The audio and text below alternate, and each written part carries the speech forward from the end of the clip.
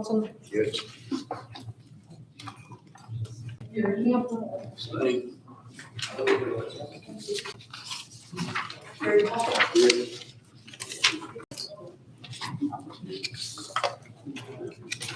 All right, motion passed. Thank you. Okay, approval of notary bonds. Daniel Melton, Tracy Johnson, Rachel Elton, Kimberly Jones, and Holly Adams. Motion by Commissioner Clausen, second by Commissioner Lee. Is there any discussion? All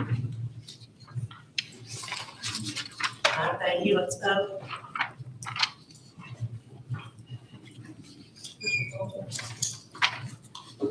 Gary Campbell. Yes. Gary Hall. Yes. Thank you. Motion passed. Want to recognize, Mayor Betty Lewis will recognize the local fire departments.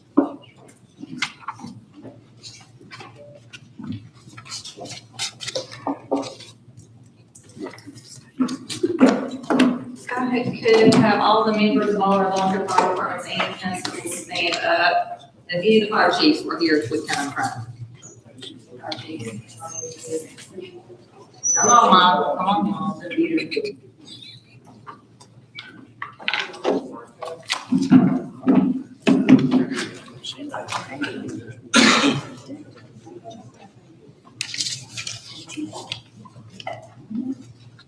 As everybody knows, we had the landfill fire last month, and from start to finish, it was about 10 days until we got it out. So I just wanted to take a minute to thank the volunteer fire departments and our constables for stepping in. I know most of you know, volunteer fire departments and firefighters are first responders. They're our neighbors, they're our coworkers, they're our friends, but most importantly, they are volunteers. They do this because they love their community. And so I just wanted to show recognition to them. And we did a little proclamation to recognize you guys for helping us out and just being up there for hours upon hours in those cold temperatures. A mayoral proclamation recognizing Carter County volunteer fire departments and constables for their service during the landfill fire. Whereas on December 11th, 2025, a fire occurred at the Carter County landfill. Whereas Carter County volunteer fire departments responded promptly, working to contain the fire and prevent it from spreading while coordinating with each other and other emergency personnel. And whereas Carter County constables provided assistance during response while supporting emergency operations, helping maintain safety, and ensuring first responders and the public were protected. Whereas the combined efforts of the volunteer fire departments and constables helped manage the situation effectively and demonstrated a commitment to serving the community. Whereas many of these first responders serve on a volunteer basis, giving their time, energy, and expertise to protect the citizens of Carter County. Whereas the people of Carter County are grateful for the dedication and service of these individuals, whose efforts ensured the fire was safely contained and the community was supported. Now, therefore, I, Mayor Patty Woodby, by virtue of the authority vested in me by the laws of the state of Tennessee, do hereby issue this proclamation on behalf of Carter County and the citizens of our community to recognize and thank all Carter County volunteer fire departments and constables for their service during our landfill fire. Thank you, guys. And I wanted to present a plaque to the constables, and I'll make sure you get that to them. Okay, I will. You will, and this is your proclamation. And volunteer fire departments, guys, gals, thank you all so much. And I will let David have all of that.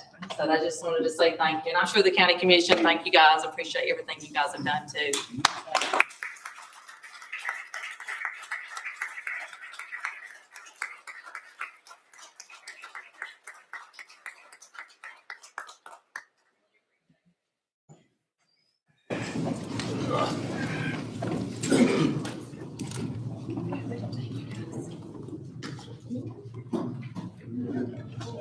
Thank you. I don't know what this county would do without our departments. Mayor Ricky, did you have? No, that was it for tonight. Property item number 12, the resolution honoring the Kenny family.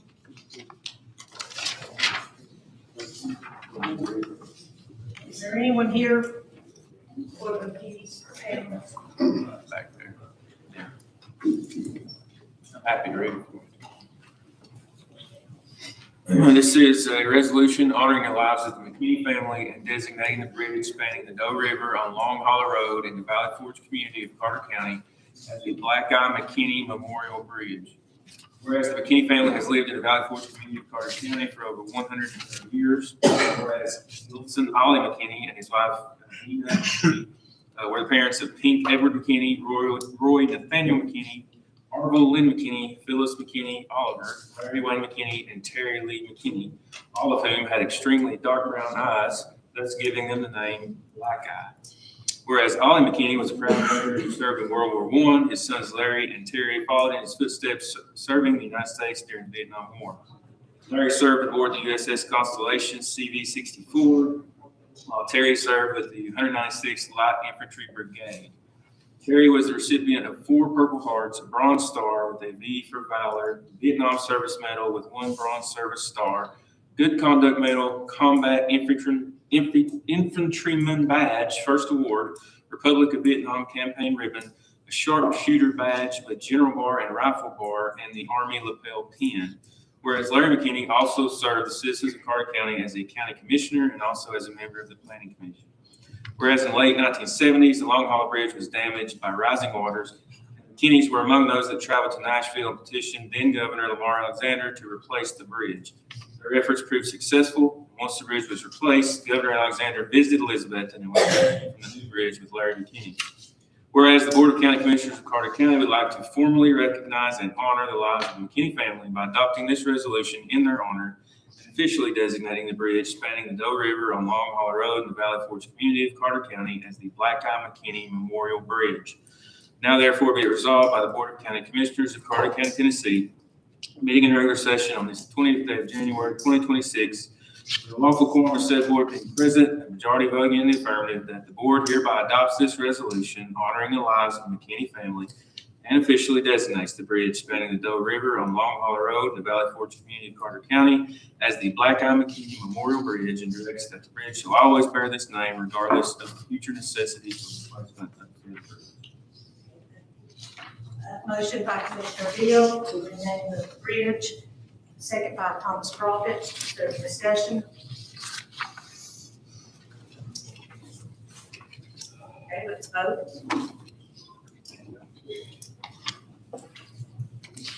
Terry Kent, Yes. Terry Profit, Sorry. Thank you, motion passed. Okay, Mr. Chairman, do you want to turn over the attendance?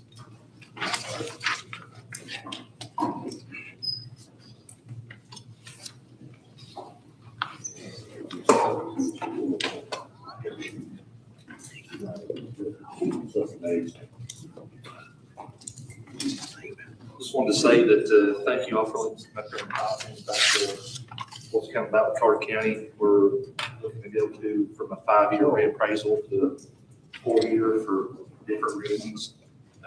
Gabe Williams is here from CTASC. He trip here from that state to explain that, do a presentation for any kind of questions or concerns. We'll try to answer as much as we can.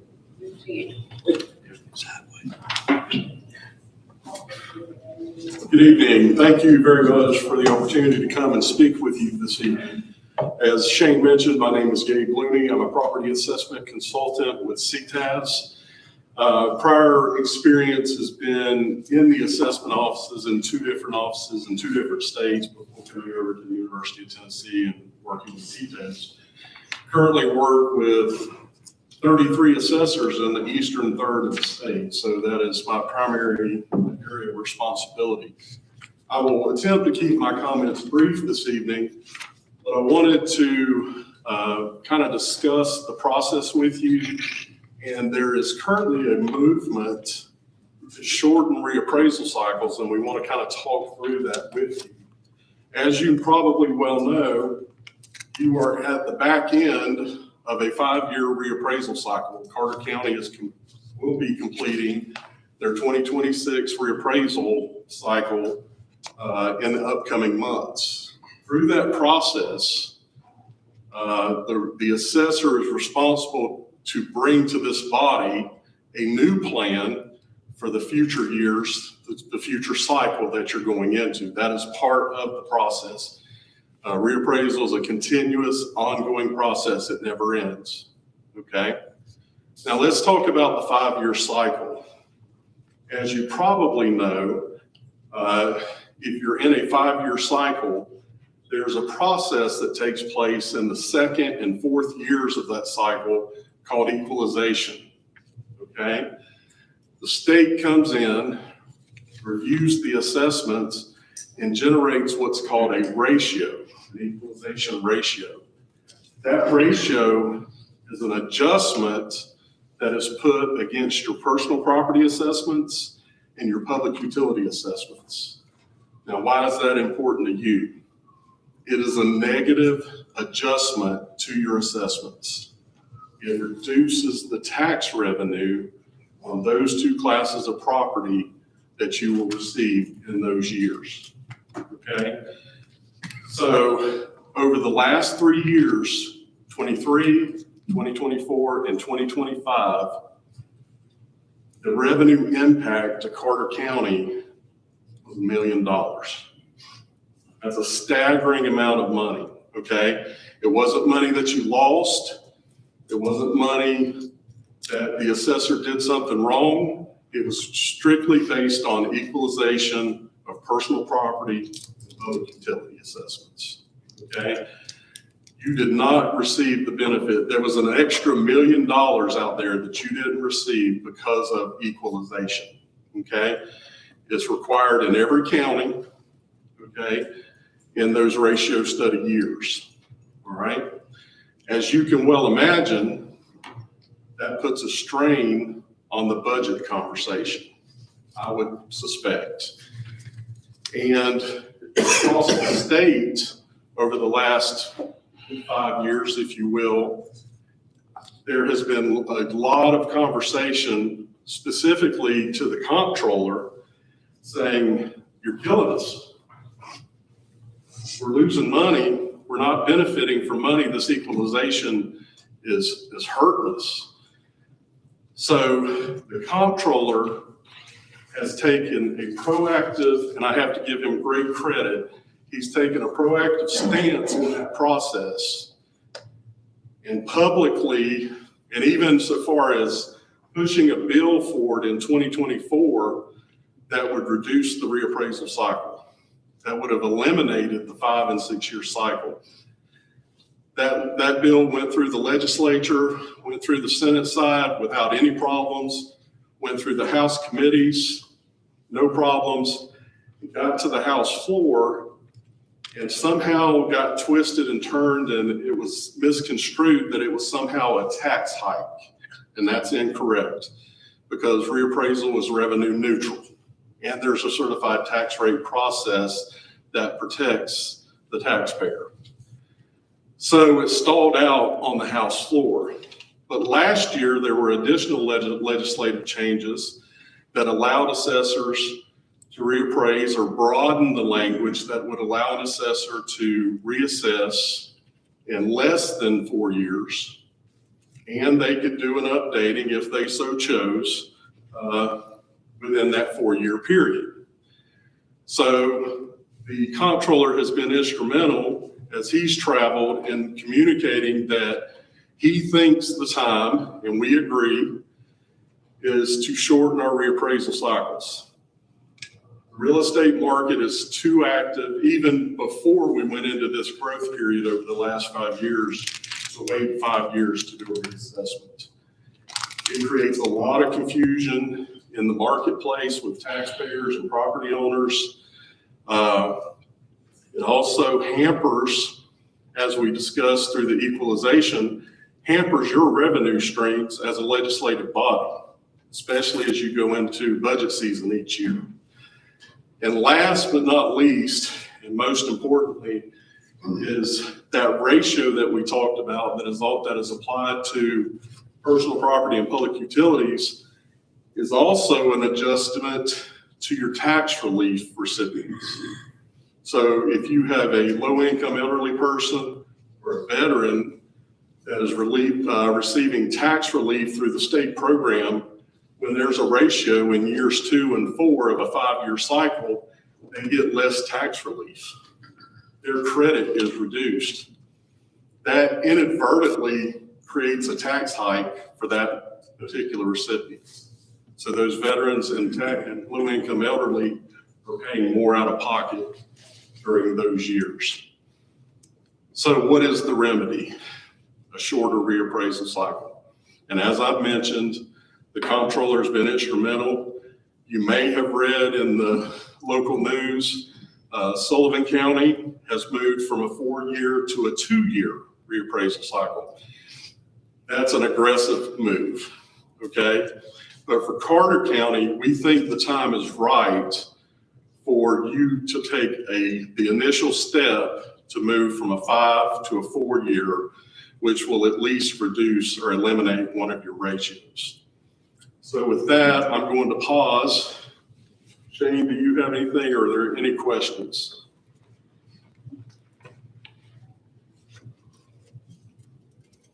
Does anyone have any questions? I've got a question. Anybody? What other counties have changed besides Sullivan County in our area? Well, right now, Johnson, Carter, Hawkins, they're all in a reappraisal year. The change typically takes place during the reappraisal year. Those counties all have intentions of having the same conversation. Matter of fact, I will be in Hawkins County next week to have the same conversation. I was in Granger County last week, spoke to their commission, and they approved a 4-year cycle. So there's a movement amongst reappraisal counties. There were 13 counties that shortened their cycle last year across the state. As I've mentioned, we've got Johnson, Carter, Hawkins, Granger. I'm going to Morgan County the first week of February to have this same presentation. Hamlin County, they reappraised in 23, but there's a provision that allows them to amend their schedule before the state board. It is my understanding their intent is to amend their schedule to go to a 4-year. I was in Greene County earlier this afternoon before I came here. They reappraised in 28. Their intent is to go to a 4-year cycle also. So that is the push. That is what's currently happening. And we agree with that. We think it's the first step in the right direction. One more question. Why did Sullivan County do such, what was the benefit of them doing theirs differently than just a 4-year? Well, first of all, the comptroller lives there. And he, at the assessor retreat a couple years ago, when he was publicly supporting this movement, he said, I hope my assessor moves to a 2-year, which completely eliminates all the ratios. These ratios that have this negative impact on your revenue stream, that's the movement that he was looking for. They're a much bigger county, a lot more staff.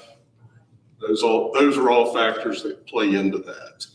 So what would be the process if this commission did decide to change? Another, obviously voting on it, but then after that, send it to the State Department? The assessor has to submit a plan to you. That is need to happen here in the next few weeks, probably next month. Yeah. So there will be a memorandum of understanding, a reappraisal plan, and then the resolution of this legislative body supporting the movement from a 5 to a 4-year plan. Once this body approves it, it's then submitted to the Division of Property Assessments for review. They're going to make sure everything looks good. And then it goes before the State Board of Equalization for final approval in their April meeting, which will be late in April. That's what I mean, after we. Yeah, Mr. Simmons the said- state approves all of the reappraisal plans for all of the reappraisal counties So all those reappraisal counties are going through the same process right now. Is that right? Commissioner Raven? I would just like to ask, what's your opinion, of course, it's your department, so Mr. Simley, what is your suggestion? How do you feel like your staff in your office would be on a 4-year? Going to a 4-year, I mean, obviously, you're not gonna lose revenue, you're not gonna lose tax relief. It does come at a little bit of the cost, but the revenue coming in is gonna outweigh that cost. There will be more work that we have to do, you know, on the reappraisal cycle, that we have to review all the houses and stuff. With the county our size, we would have to have more staff. Or the rest of the budget, we're pretty good as far as everything else other than staff. That would be the additional cost in a 4-year versus a 5. But you wouldn't lose the revenue we talked about, losing $1 million possibly, and you don't lose your veteran maintenance tax relief. In my opinion, that's the best option on the table right now, because all the counties around us is going to it as well as us. Hopefully, it's just to protect the property owners and also protect you all from having to raise a tax rate because of revenue loss.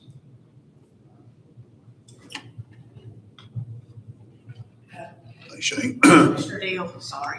That's okay. How many in staff increase are you? You have to have 2 employees. Two? Yes. Commissioner Smith?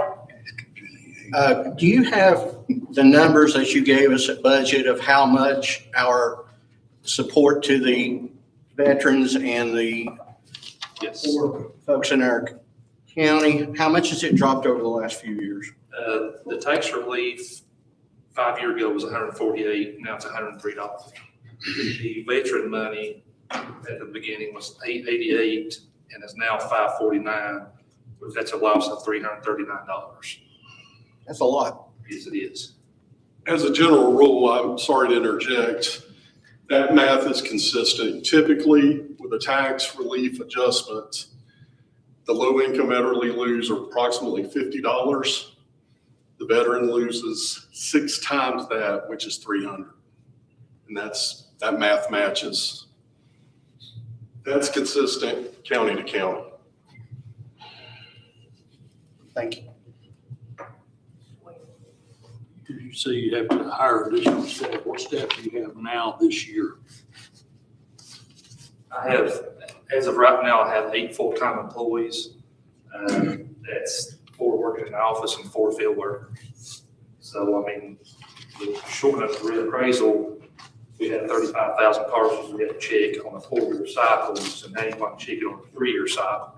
So that's a 33% more we want to have to do, you know, for field work, and also can, you know, so I mean, you'd have to have, you know, they're roughly the same size. You're asking for 10 employees just like we do. Now, smaller county like Johnson County, they're asking for 1 employee. And talking to Unicoi, they've already approved 1 employee because they're going to a full, they're only like 9 or 10,000 parcels worth 35,000. Before, on the 5-year cycle, you had to hire extra help during the reappraisal years, right? I asked for extra money for a part-time. I didn't ask for a full-time employee. What's the difference between then and now? I know it's a year shorter, but it's the same number of parcels. Well, in a reappraisal year, you had to cover all 35 in 1 year. On a regular cycle, you have 4 years to cover all 35. So you're only doing 25% a year. On a reappraisal year, you're doing 100% in 1 year. So there's a whole lot of work in a reappraisal year. So you're doing 100% in that 1 reappraisal year, but you're only hiring a part-time person. I hired 1 extra part-time person to help key and help file and, you know, keep up this reappraisal process, because we get data reports from the state. You know, we had to reprice the land, we had to reprice, you know, the houses, you know, with new square foot rates. Plus, we have to keep up all our additional, see, if they're a reappraisal year, we're still doing our everyday jobs, plus all the reappraisal work on top of that. So we're really doing 2 jobs at one time in 1 year. that's where the extra cost comes into play for reappraisal year to make sure we get this done. Another extra cost coming, I don't see the need for an extra person. Even by shortening it 1 year, instead of going 20% a year, you're doing 25. Well, I mean, you're having to check 35,000 parcels in 4 years. Now you're going to check 35,000 in 3 years. So you're going from 25% to 33%. And then you're also having to key that work and keep up the new construction. So you'll have to have extra staff. So you're increasing from 25 to 33. It's, You need 2 people to do that? it's because we're doing all the surveys, all the deeds, all the mapping, keeping up all the new construction for the city too. The city has 8,000 parcels. Johnson City has probably 2,000 parcels. We're doing all the work for them, and we're not getting much money from them as well. But, I mean, we have a big responsibility to make sure we stay compliant with DPA. In order to do that, we have to have staff to make sure we're getting done, get the job done. I just want to say, I think we've gotten a little bit off of track. We got off of the presentation. Now we're trying to debate. We don't even know what's going to happen yet. Right. Any other discussion? Thank you, Jim. Thank you. Financial Director report. I've got several items, but I'll try to your financials for the county in your packet. If you have any questions about those, please let me know, email or phone call. Your fund balance and emergency spend list are attached. I will say fund balance should improve as tax collections start coming in, which those started in December and now through the next couple of months. So you should see that increase your fund balance. We did receive the additional HEAL funds. We received those in December, so that now is made whole, and we've received the money from the state for the amount that we have spent up to this point. And we have requested additional funds from TEMA through FEMA. Those are still in progress, but we should be getting pretty close to getting those. So that's an additional almost $300,000 that we'll be receiving. NRCS funds are also still remaining in process, but we should have them shortly. FEMA Amendment 1 is now in step 17 of 22, so we will be able to request those funds very soon. Once the ones that are in process now are finished, we will be ready to request the next. That one will be over $1 million, so that will be the largest request up till this point. We have several projects that are pending approval in the FEMA portal. So once those are approved and this next amendment is finished, then we'll be ready for Amendment 2, and that will be a significant amount as well. Also, yes, in the budget section of this, we will have additional information about Puggy 1 and Puggy 2 bids. Anybody that didn't get those in their packet, we have additional ones laying up here. So, because we did those bids and they went out a little bit late as far as getting them in the packets to go out over the weekend. But anybody that didn't receive one that wants to receive it up here, it was all sent out electronically, but the paper copies are up here as well. And Julie will go over that during the budget report. If you have any other additional questions or comments, please let me know. Any questions? Carolyn, how many projects do we have in the system right now? We have 43 that is still subject to change as projects sometimes get split out. We may have a few more, but we're about not quite halfway finished with getting all of them obligated. So that's really the number that we have. We've been working really hard, and FEMA and TEMA have been great to work with us, and ACDC as well is trying to get these obligated and get our funds back. Any other questions? Okay, well, did you say we had 43 projects right now? Yes. That we're waiting to see what they do for the process. Yes. Back. Yeah, we're at the halfway point. We've got several that are in the final stage of review. And so, yes, from FEMA. So as soon as those are obligated, those will go in amendment too. And so that will be a fairly large one because we've had several that have been obligated since we did one. It's just a very long process. A disaster update. I don't think she has a whole lot.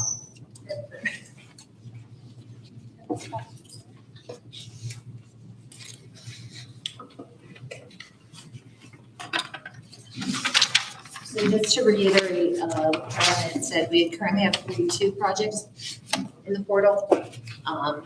We've got 20 of those that have been obligated, 10 of them are pending the award. We've got one project that's pending in the initial development, 3 more large projects that are under review, 2 that are pending scope and cost. We've got 1 at the PDMG for review. We have 4 at the TFL application review, and we've got 1 at the hazard mitigation. So that's where we kind of stand with the 42 projects that we have going. Long Hollow Bridge, construction continues on that. I don't have a total completion yet on that. We're working on trying to get how long it'll be until they're done with that. And the Pogey 1 and 2 went out for bid, so hopefully that'll be started to build those.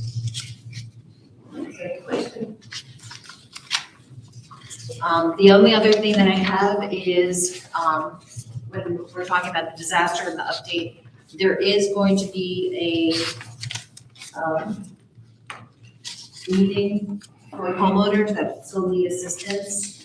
It's gonna be at the ARM, the Resource Ministries building in Elizabethton, and that'll take place on the 4th of February from 12:30 to 2:30. If there are homeowners that still need assistance, they ask they attend the meeting and they submit an application.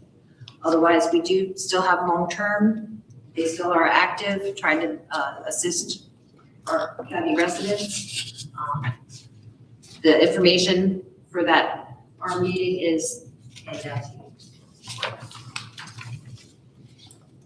Any questions? Thank you. That was the email she was talking about, I think it was sent out a day or 2 ago. It's got the detail. Okay, take a 10-minute break. And then we'll come back with other comments. Did you get my text? Yes. I had to read it, I saw it. It was pretty self-explanatory. I think that will be on this week. 5 minutes. First rate.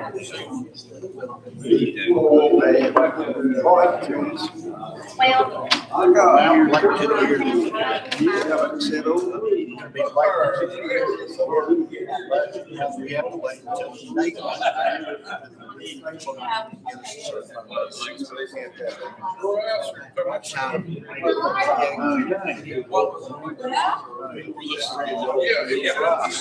Take your money, give you a cheap pen.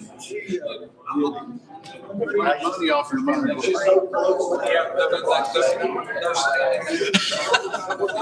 left? That login?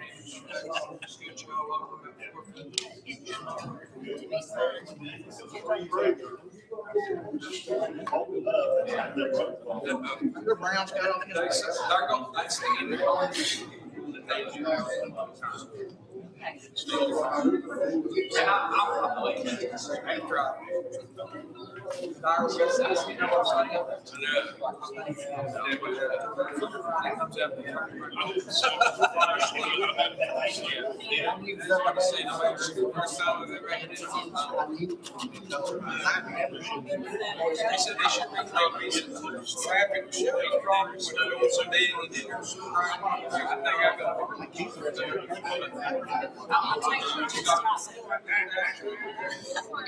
Be squirming up there later.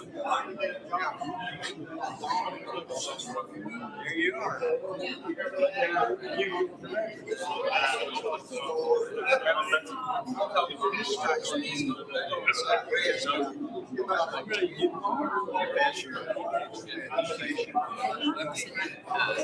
I think he's taking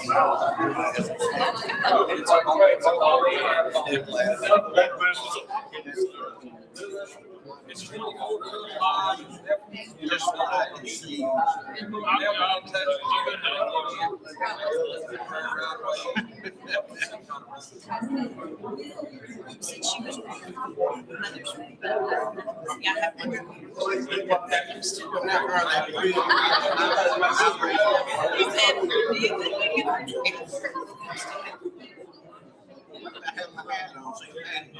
help her get more player.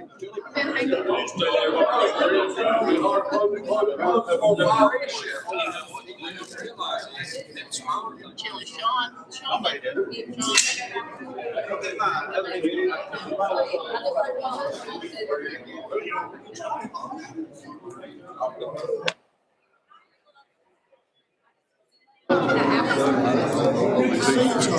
I love having my lunch to school. Staff, how are you? This Just text me. You're not a meteor wrong. We might get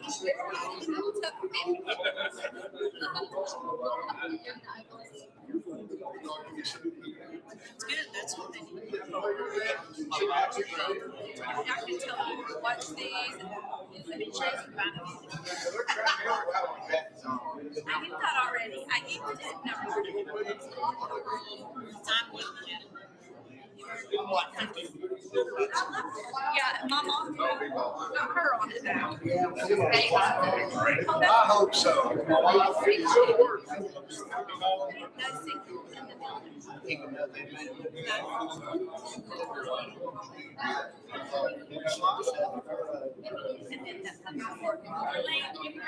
Don't make your rest assured. If you're at the building, there is no phone to get her. But I will tell you. Don't you care about the Steve Hush. I had it on my radar. But he could always take the same. Had to have it. I hit in those concrete waves.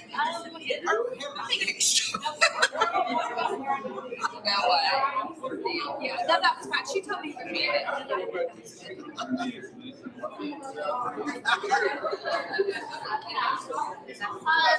And that's why. Yeah, it was what I should have done, I knew she was going to the others. I should have sent a note and said, bring me some. I had a friend of mine, a couple of us voucher for the. they had all. I don't know if it's doing that. To give me some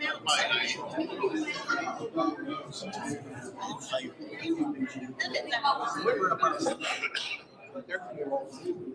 6, 7 inches.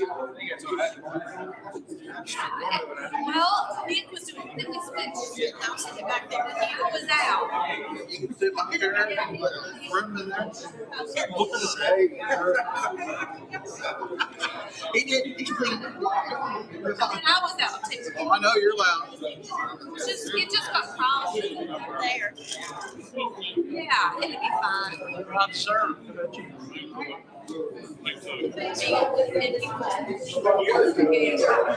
Phone working?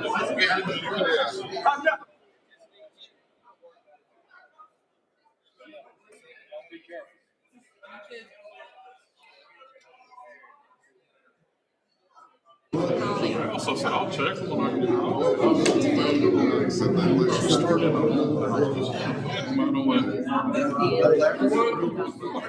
I know it's discussion. I know we're gonna have a discussion. That's what she said.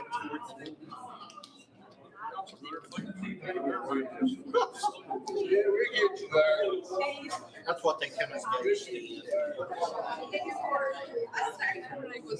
I talked to. Your staff.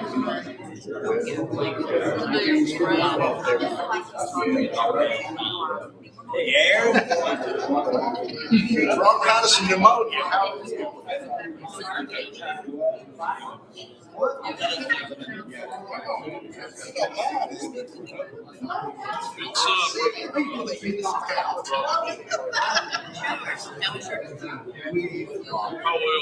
All right. Oh, yeah, it was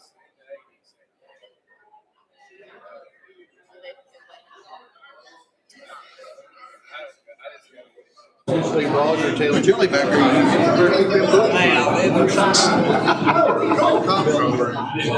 He called me like.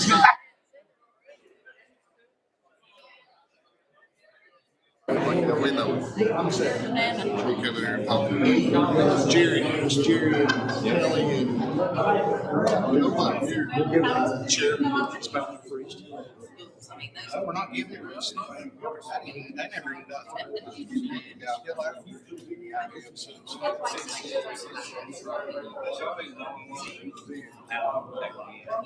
Right now.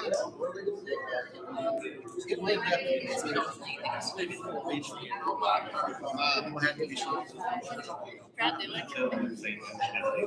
then you announced that at the meeting.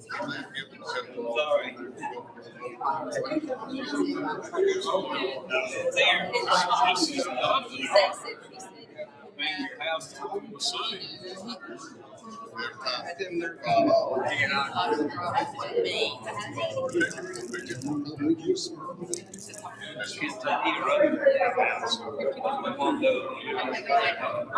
We have. You know what exactly? Florida just on the moon. It's a matter of that's here. We put a lot of time into it. That's a lot of questions.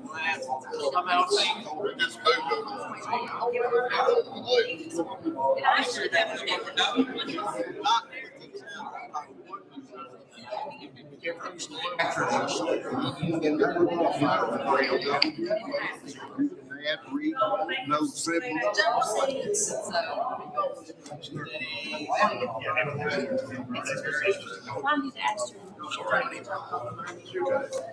You might want to stay.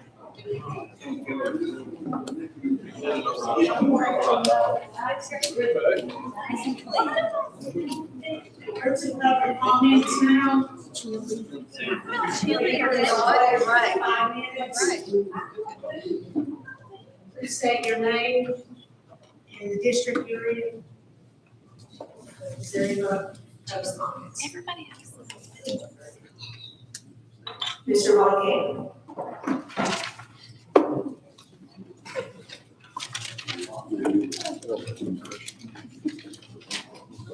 I'm sorry, you caught me at a senior moment. Or a senior. 2 years ago, we celebrated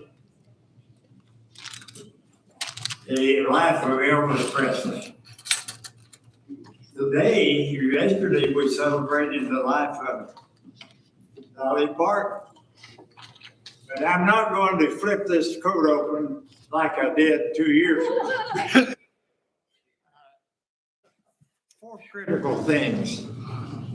The flood of 2024, of course, did a lot of things to this county and for this county.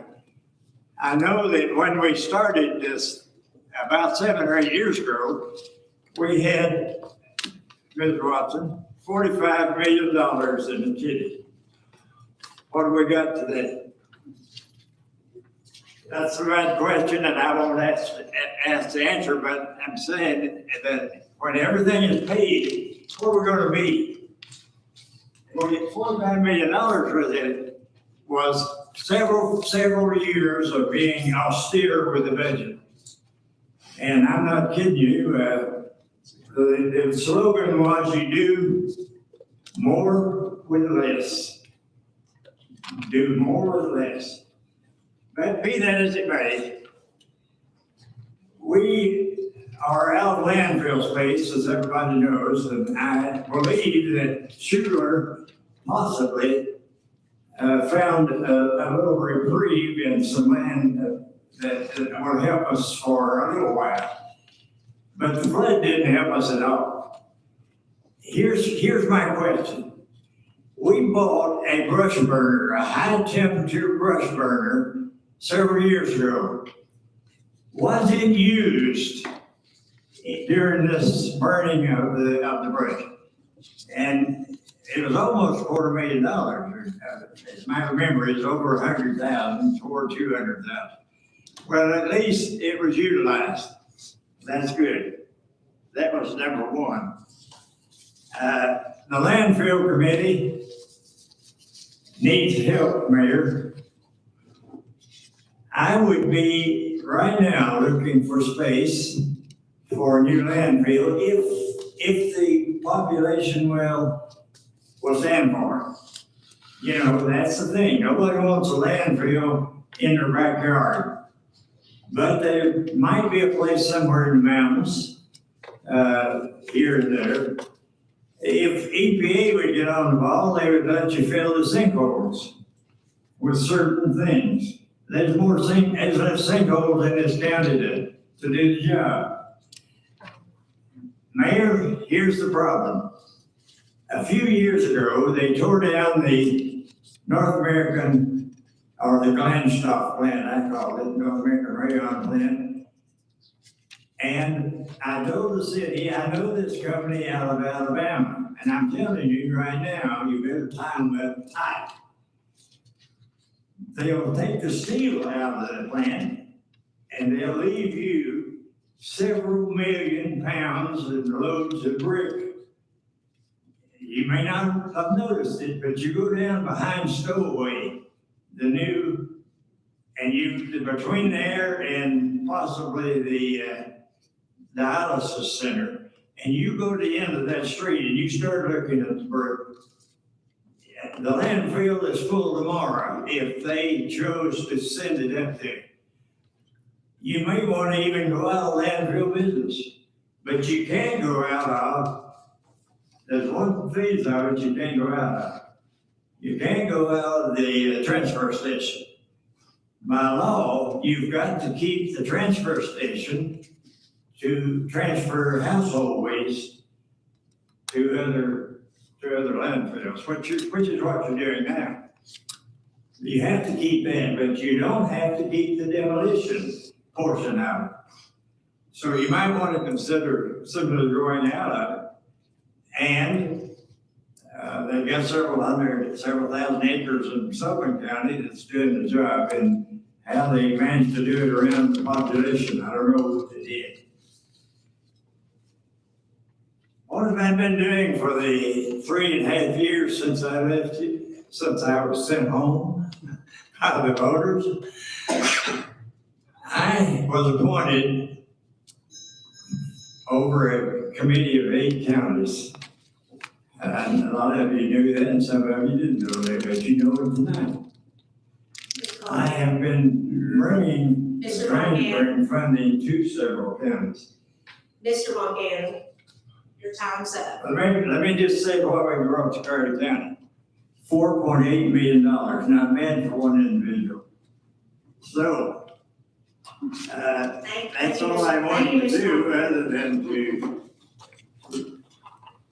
no, I don't want to do that, do You're not going to. Thank you. I didn't announce myself. Charles D. Fontanen, 198 Fontanen Drive, Central Community.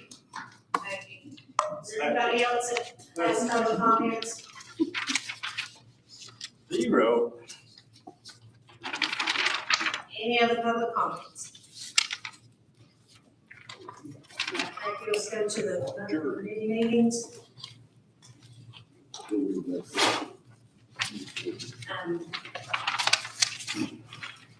Mr. Frazier, do you want to go ahead?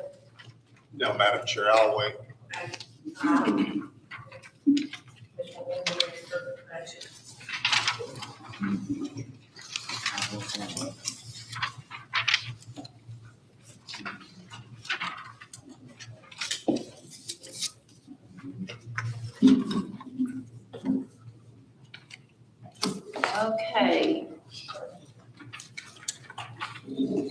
I will assume that everybody got their,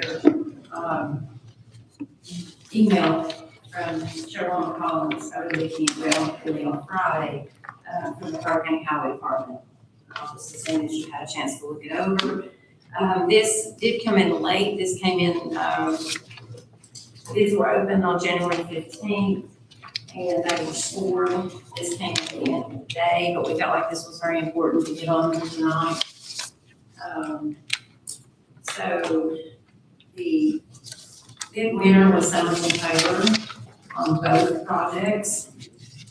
And Pogo Bridge 1 was going to come in at $4,803,299.90. And Pogo 2 was coming in at $5,054,209.10 for a grand total of $9,857,509, which actually came in a little less than what we were anticipating. We were expecting them to be well over 10, maybe 11. So this was good news. I'm very excited that this came in, that the bids have been, somebody's going to bid and hopefully work will start soon if the weather will hold out. But, so does anyone have any questions on this real quick before I put out the motion? I said they come in late. Okay. So on 1A, I'd like to put into motion to approve to accept the bid for Pogo 1 and Pogo 2 bridge replacement and sign the contract once completed.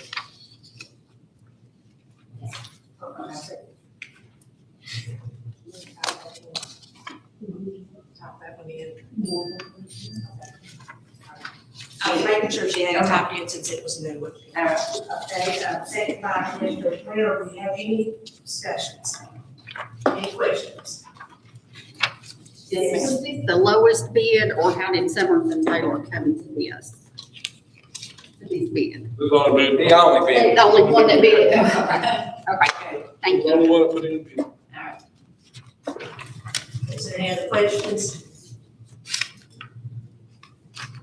Okay, let's vote. Oh, yes, no. Okay, sorry. Commissioner Wade already questioned, your question. We're ready to vote.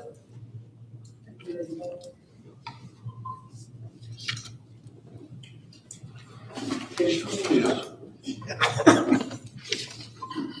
All right, thank you, motion passed. all right. 1B is a motion to approve county fund budget amendment 101-7, items 1 through 7, in the amount of $1,826,832.65, with $18,440.80 coming from reserve accounts and $1,795,395.64 coming from the unassigned fund balance. Second by Commissioner Burrow, is there any discussion, any questions? Chair, on, line 6, it says on the travel, it's $1,600. Then it says that within our current budget to cover additional staff training. Is it for travel or staff training? We're on the bridge. Oh, I thought we done voted on the bridge. One of them on the second bridge. We changed the agenda. Never mind. Yeah, we're on 1B right now, which was one initially. That's what we think. Is there any questions on 1A? Go ahead and finish voting.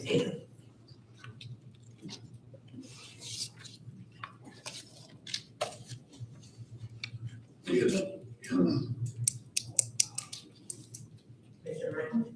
Okay, thank you, motion passed.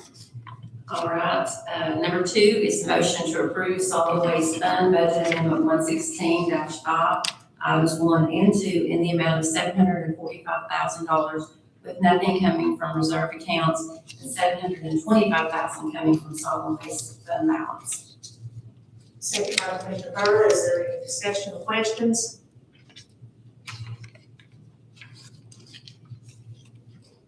Please vote.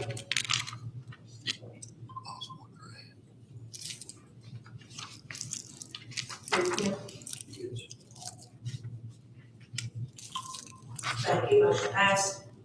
Number 3 is a motion to approve other capital projects, Hilton, budget amendment 121-1, items 1 and 2, in the amount of $202,460.38, with $202,460.38 coming from the Hill loan proceeds and nothing coming from the unassigned fund balance. Second by Commissioner Frazier. Is there any discussion or questions? Is this to, clean up the, I'm sorry. Chair. Is this to clean up the site in Roan Mountain where the debris was dumped?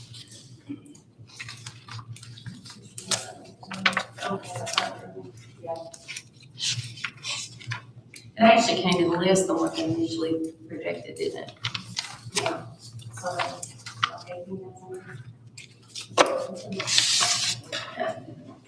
without having that directly in front of me, I think it was around 18,000 less. Thank you, I'm sorry. Is there any other question? Okay, let's vote. Very cute.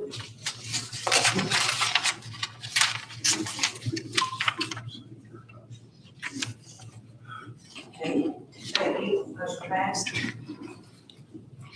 Number 4 is a motion to approve ARP Fund Budget Amendment 127-3, items 1 through 3, in the amount of $236,426.39, $35,179.50 coming from ARP reserves, and nothing coming from the unassigned fund balance. Second by Commissioner Smith. Is there any questions or discussion? Ms. Whalen? What is the 81,000 that we're taking out of engineering services and what other funds is that going to? That's going to the general fund for the admin fees for the radios for the fire department. Part of that grant was $420,000. So it's being moved from the ARP and being transferred into the general fund. Thank you. Is there any other questions? Okay, let's vote.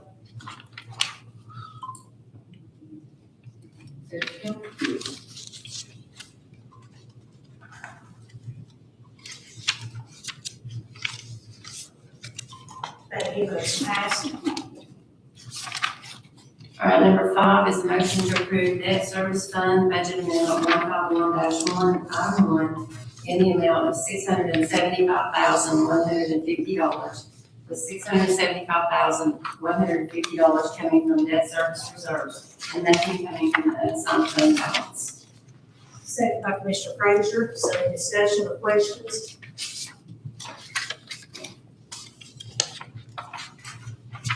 Okay, let's vote. Kim? Yes. Thank you, motion passed. Number 6 is a motion to approve county capital projects fund budget amendment 171-1, item 1, in the amount of $38,000, with $38,000 coming from reserves and nothing coming from the unassigned fund balance. Second by Commissioner Acuff. Is there any discussion or questions?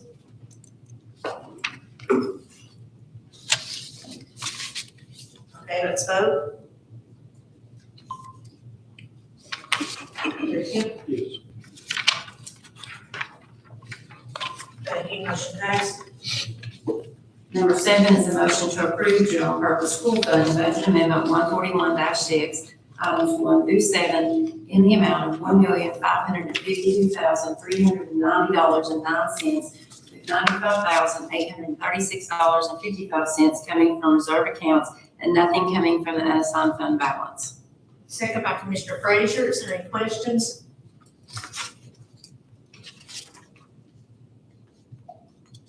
Okay, let's vote.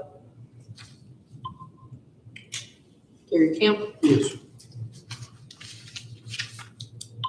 Thank you, motion passed. Number 8 is a motion to approve school federal projects fund budget amendment 142-4, item 1, in the amount of $21,521.18, with nothing coming from reserve accounts and nothing coming from the unassigned fund balance. Second one Commissioner Crawford, we'll change that, hold on just one second. Is there any discussion?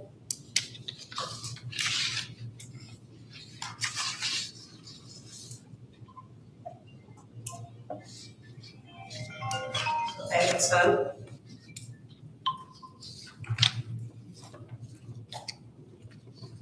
Terry Campbell. Becky, motion passed.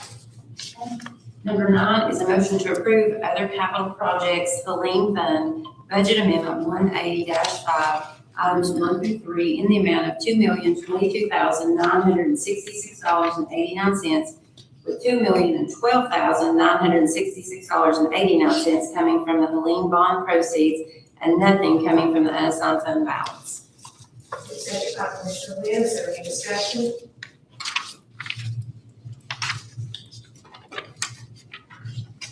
Okay, let's vote. Terry Campbell.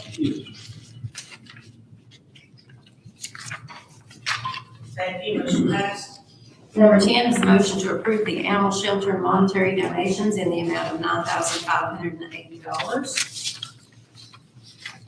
Motion, second by Commissioner Crawford, is there a discussion? Okay, let's vote. Terry Campbell. Thank you, motion passed. Number 11 is a motion to approve the animal shelter non-monetary donations totaling $185.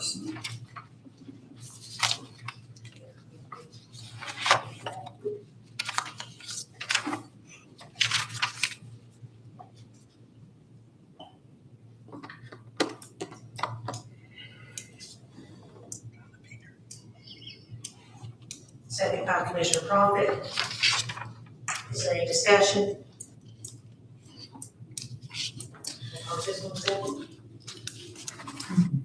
Jerry, thanks for playing family. Okay, let's vote. Terry Campbell.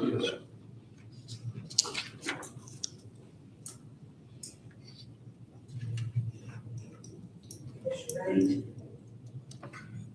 Thank you, motion passed. Okay, number 12 is motion to approve payment to Schaus Professional Services for invoice number 10626 in the amount of $50,479.50, and a purchase order has been approved for this vendor. Now, we approved these purchase orders out to a certain amount so that it would affect them, but as a courtesy to be transparent, we brought them out here so you can see it. What we did find on one of these invoices, real quick, is, on one of the employees, they had working from remote, but then had mileage. And she caught that, and then, so basically what they can do is if we pass this on, they're gonna give us for that 28 miles, a $19.60 credit on the next bill. Okay, second by Commissioner Frazier. Commissioner Upton, have a question? Just on the front invoice where it has about mileage, down under, the first column where it has employee 1, 2, and 3, 101, 102, 103. Down below it has employee 103, and then it's got, I'm assuming, the days of their stay. And then the second one has out by that 103. Is that the same employee that the second stay is for? On the very front of the invoice where you've got the 3 different amounts paid out to employees. What I'm seeing is mileage rates, travel rates, and then you have the 3 project managers. Which one are you talking about? On the main sheet with. Well, I'm looking at that, but, Okay, and then you've got your first column where you're saying who's that, what employee. Then on down on that column, I'm assuming you're still using the 103 or the 102 to discuss which employee that amount is for, correct? So why is there a 102 in the column but a 103 by the mileage rate? It should be 103. So the 102 is not for that employee. So that 102 should be a 103. Would you like for me to come show you?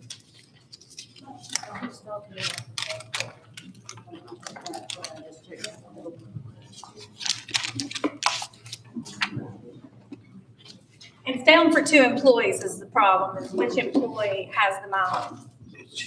102 or 103?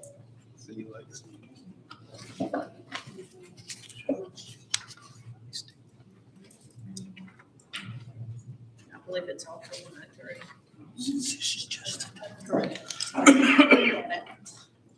In the last 5 minutes, so yeah.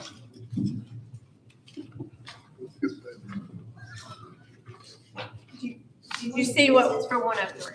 it's for 103? So mark out the 102 and put 103 an end. So all of the mileage and all of the motel stay is for employee 103. Okay. That's what was confusing because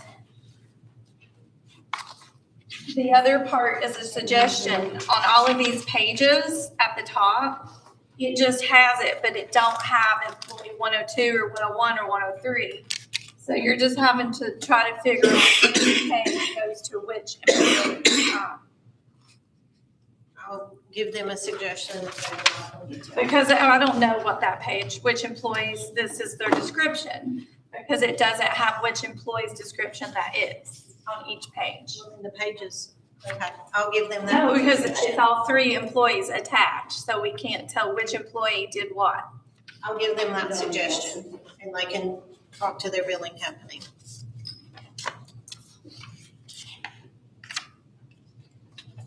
Anybody else? Okay. Commissioner Wiley? Yes, I want to go back on this Shouse thing for just a few minutes. Back in November, I was going to bring this up at the November meeting, but we didn't get a chance to. But before the November meeting, after I had sent out that the email about asking for the certifications and, you know, the qualifications to see what Shouse is actually legally able to do, and was told that, you know, they didn't have to show us anything like that. So I was approached before the November commission meeting, and I was also told that if we continue to discuss Shouse and question Shouse on their invoices or anything like that, that it was brought up apparently in the budget meeting before the November commission meeting, that they were going to start litigation against us, or they were talking about it. And that Josh had a lot more details in regards to that. So I'm asking now, the fellow commissioner that came to me knows who they are. Josh, what can you tell us about the litigation, and what's the problem with us asking questions about Shouse? I'm not aware of a problem, and I don't know anything about litigation. Certainly, all I've said in the past is if there are legitimate questions about an invoice, there are errors, there are questions or unknowns, then by all means, it's your all's job and right to question them.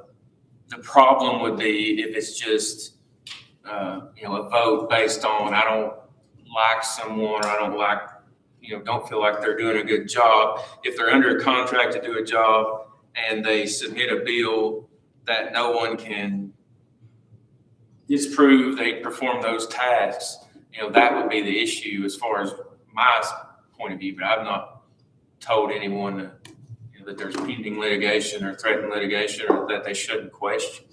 If there's not a legitimate question, that you give them an opportunity to address.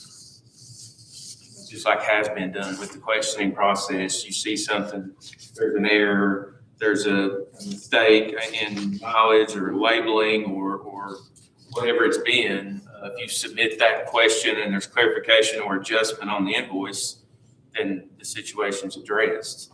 But if there's not a legitimate question as to an invoice and they've done work under contract, just simply not approving an invoice for no stated reason would be my concern.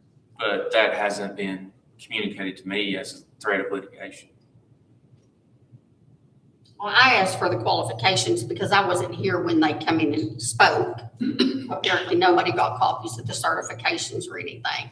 So I know, I was told that Murray County is who recommended them. So how did we get on October 3rd to sign a contract with Shouse. Was you contacted by Shouse, Mayor? But I mean, how did Shouse approach us for the They contract? were recommended from another EMA director that had dealt with them through a disaster. And was that Murray County? Was that the only county? Because I've heard it's been other counties that they've worked in. That's the only county that I was recommended from. I yield. Is there any other questions?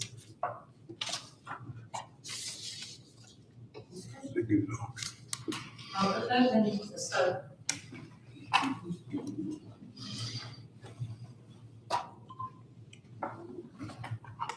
Jerry Kim?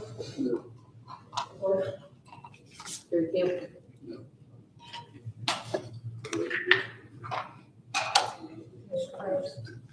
Oh, sorry.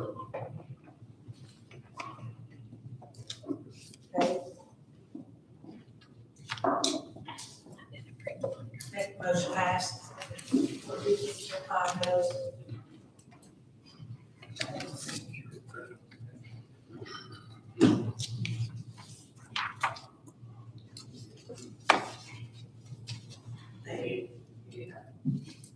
Number 13 is motion to approve payment to Shouse Professional Services for invoice number 10726 in the amount of $2,880. A purchase order has been approved previously to this vendor.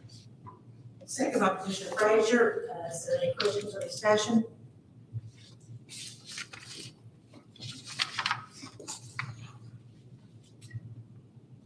Okay, let's vote. Derek Kemp? No. Okay, motion passed with 5 noes.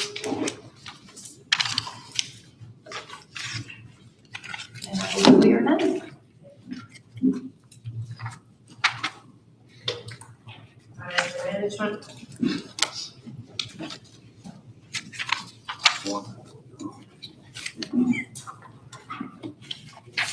We just had a couple of small things in FMC. If I can get a motion to declare county property as surplus from the solid waste department. Motion by Commissioner Frazier, second by Commissioner Byrd. Is there any discussion?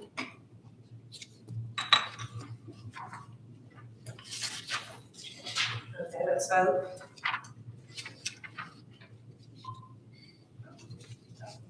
Jerry Kemp? Yes. Thank you, motion passed.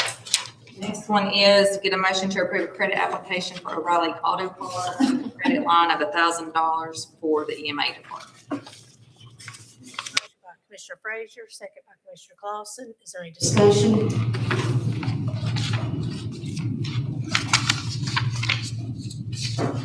Okay, let's vote. Jerry Kemp? Yes. Thank you, motion passed. Okay. Mr. Frazier, next week, we want to discuss. Well, or after Josh's report. Okay, sorry. Okay. So, as part of this report, I'm going to talk a little bit about the updated purchase and sale agreement that we got regarding the John Lewis property. But before we do that, just generally, the regular monthly report as far as a general litigation update. As always, we continue the prosecution of litter code cases, and that was no exception this month. There was some continued movement and assistance on both of the federal cases pending this month. Those are still in process. And there is a motion to dismiss pending in the case I brought about last month regarding the former inmates at the jail who had filed a suit in circuit court. That motion is set to be heard next month. There was a new case filed this month regarding a cat adoption in Sessions Court that I'm working with Director Sada on. That's just beginning. And as always, any details about any of these cases that you all have individually, feel free to reach out and discuss any of them with you. But just to give the general update here, that's what I'm doing. As far as other work, you'll see the written report like I file every month in the minutes that details everything I did for all the different departments throughout the month. And if anybody has a question about any of it at any time, certainly here or otherwise, contact me and I'm happy to address it. But if nobody has a question about anything else, I will talk about the Judgestone Lewis property. As you all are aware, back in November, the commission approved to tender an offer to purchase that property for $1 million, contingent upon inspections, appraisals, eventually a survey, any due diligence that we needed to undertake to make sure the status of the title and what we were actually going to be getting in the purchase. So that kind of sat there. After the commission approved it, the mayor executed the contract I had prepared the next day. I think it, let's see, the day after the commission meeting. Mid-November, November 18th. That was sent in to the legal department or the contact we had for this property owner. Nothing happened until about last week, and we finally got a response. What the response was, I sent out to you all, I believe it was on Friday, their version of the purchase and sale agreement, which has the same main terms as the version that we offered. It's still the same purchase price, still the same deadline for due diligence, still the same ability to cancel with no issues if there are problems that we find. But they did kind of add double the amount of jargon and legalese into this thing with some additional deadlines and things that kind of changes the process. One of the things I would point out is a deposit. That's not uncommon. That's how real estate works. You have to put forth some consideration to have a valid contract. So one of the things would be a required $10,000 refundable deposit if the closing doesn't happen. The problem with some of these things are just the processes that we go through. There's some tight time windows. Just like that one being within 2 business days of approving this, that might be something that we struggle with. And if we don't technically follow these timelines, they could void the purchase and we lose the deposit. So that was a concern that I had, and I tried to reach out to the folks that were contacting us today, and I didn't get a response back about just simply trying to do this locally through a title company here in Elizabethton, because the title company they're using is in Phoenix, Arizona. So we got to get things to Phoenix, Arizona in 2 business days, wire money, get documents to them in certain timelines that I'm afraid might be a problem. So I had asked and haven't received a response to simply be able to use somebody across the street and a local title company who could do the same services, and we kind of know what those charges would be and what we would be to, because pursuant to this agreement, we are on the hook for half at least of the fees of the title insurance company, the title company. So that's nothing unusual. It's just unknown when you're dealing with some company in Phoenix, Arizona. So I would point that out. I would have hoped that they would have responded and said, certainly, you all can, you're the buyer, you can use your chosen company. But I will say, apparently this is a large company with a lot of property, and that is their normal course, is to go through this standard company they use in Phoenix. So I don't know, and I'm not representing to you that it's a take it or leave it. I'm just saying I didn't get a follow-up. So it may be that they're happy to let us use a local company, which would make me feel a lot more at ease about not going astray with some of these timelines. So I had hoped they'd give me an answer so I could give it to you tonight, but if you all, still consider this tonight and want to move forward with it, it can certainly be upon the condition that we do that we have the ability to change and use a local title company. But that's your all's decision. Essentially, like I said, the terms are the same as far as the meat and potatoes of the agreement. It's just a lot more detailed methods of handling things and exchanging documents. So also with that email, I attached to you all the appraisal and the inspection that came back last month, so you all could have all the information together. You know, the one thing I would suggest, as I have told you all, is an updated survey. If you're going to move forward, that's going to take time, and I think we need it based on the other conveyances there in that area and things that have changed since this property was last surveyed. So, at least as far as we stand tonight, because it took 2 months to get a response, we're kind of we have until after the meeting in March, still, as it's written, to do our due diligence. I can certainly ask for more time than that. I've not been told that that is a deadline date, other than that's what I had in the original agreement. So as it stands right now, what's before you is this version. If you have, if you want to vote to approve this version and move forward, you want to vote to move forward with suggested changes to this version. It's just when it takes 2 months to get a response and it takes us a month to get through it afterwards, it's hard to negotiate a real estate deal. 2 and 3 months between responses. So my hope would be that if you're going to move forward, you would give me some instruction about how to respond, start the process of ordering a survey, so we can meet the deadline of the due diligence and terminate this deal with no penalty if we choose not to move forward after that due diligence. So that's where we're at. I'm sorry if that's clear as mud, and I'm happy to answer any questions anybody has about it. Again, the major terms are the same as what has already been approved and offered. It's just the process that has changed. And Commissioner Quinn? Okay, just a couple quick questions. Will a new survey possibly change the appraisal amount? Very doubtful. I mean, the majority of the appraisal is based on the improvements, the building. So, I mean, it's not going to be anything major in the survey. It's just, confirming the boundaries of the land. I believe that the current legal description is based on a survey. The problem is I just can't find that survey. It has been recorded.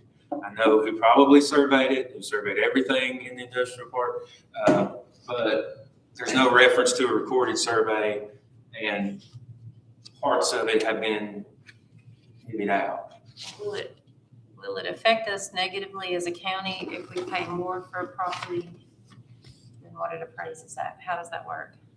Well, it's your all's choice, as to how much you're going to pay for something. Obviously, the due diligence part of it is to do an appraisal and to do an inspection, to get a market value, to get issues with the building that might be there, to think about, what kind of money you're going to have to invest to fix things that might be wrong. That's your all's job and the due diligence of the commissioner in spending taxpayer money. So there's not a limit that says you can't buy something depending on how scarce it is, the process that's been gone through to locate this building, the other potential buildings or land there is. Essentially it's kind of treated similar to a sole source purchase. I mean, you're buying something unique. If you can justify, based on all the factors you've considered, that it's worth paying what is asked for it, then you can justify it. That's all that has to be done. So certainly you can do that. I mean, obviously some of the money that's been proposed to be used for this is limited in ways that it can be used. So it's, my understanding, it's not simply all coming from the unassigned fund balance. There's certain pots of money that can only be used for capital improvements and improvements in our existing buildings or acquiring new buildings and land. So it's not as if you're spending money that could be used for a lot of other things, at least unless that's changed. That was my understanding. Thank you. Is there any other questions? Okay, I have one. So you're saying that someone could make a motion to proceed with possibly adding 2 days or more days than the 2-day timeline and going with a different title company? Certainly, yes. I mean, like I said, what I sent them was just our offer on contract I drafted, our offer approved by the county. They have responded with the same terms that we offered, but a lot more in depth in the process of how it's going to be handled on their standard agreement. So certainly they can be amended. And, you know, in a normal course, we're dealing with 2 private buyers and agents, and everybody can talk and send back and forth in a day or 2. It's just the process we're in. It's very slow. So, you know, if I go back with proposed changes, which I'm happy to do, yes, we have to wait another month here. And I'm probably going to need to extend, you know, the due diligence period to make sure we have time to do all this. Because as I have said, I don't recommend spending more money in order to survey unless we're for sure moving forward to purchase it. So if using a title company in Phoenix, Arizona is a deal breaker, then that's what we need to know tonight. Otherwise, it's up or down on this contract, or yes with some proposed changes. And I'm happy to make any changes you all suggest. I mean, certainly if you know, I would point out things that I believe, you know, would give us more breathing room and they may be amenable to. I just don't have the authority to know, you know, this isn't my land. I'm not buying it. So I got to have direction from you all as to how you want me to do that.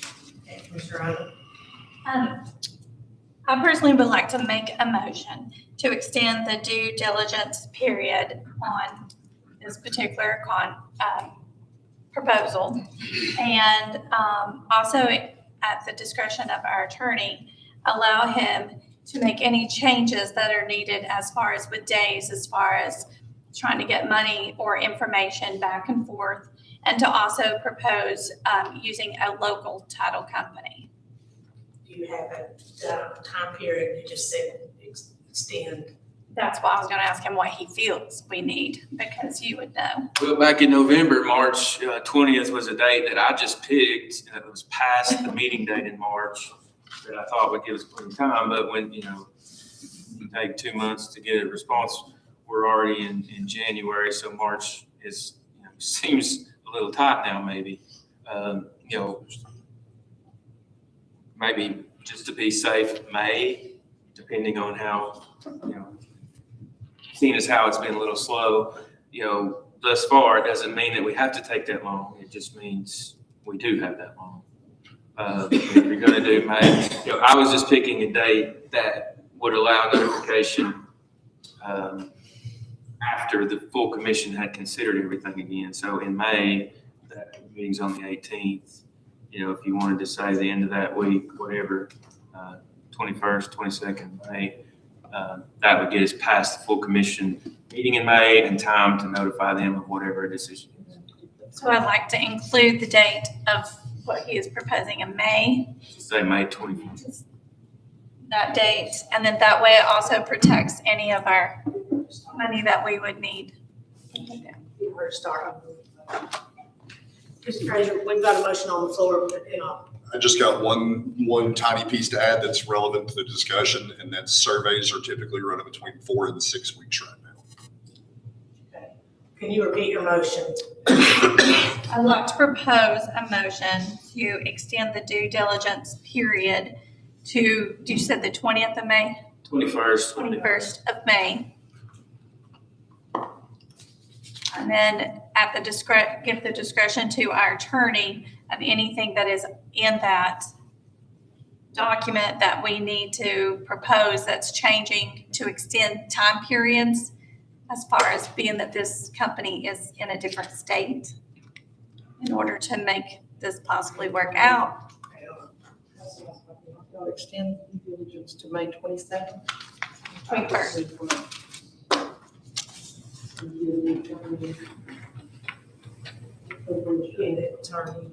at his discretion Discretion. to change the other dates that are in the contract, to extend the period that might be needed.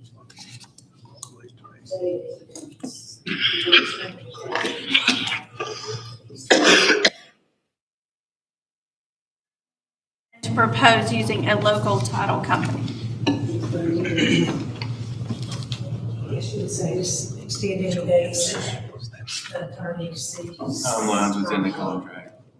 Any dates, to extend any dates in the timeline of the contract. Compliance dates within the contract. We'll add one thing. And Propose using a local title company to handle the, I mean, and I'm not, you know, you all could suggest whatever title company you prefer. It's just Phoenix, Arizona seems, might pose some problems for us. So we have a title company, Carter County, there's just one, unless you propose to go outside of Carter County.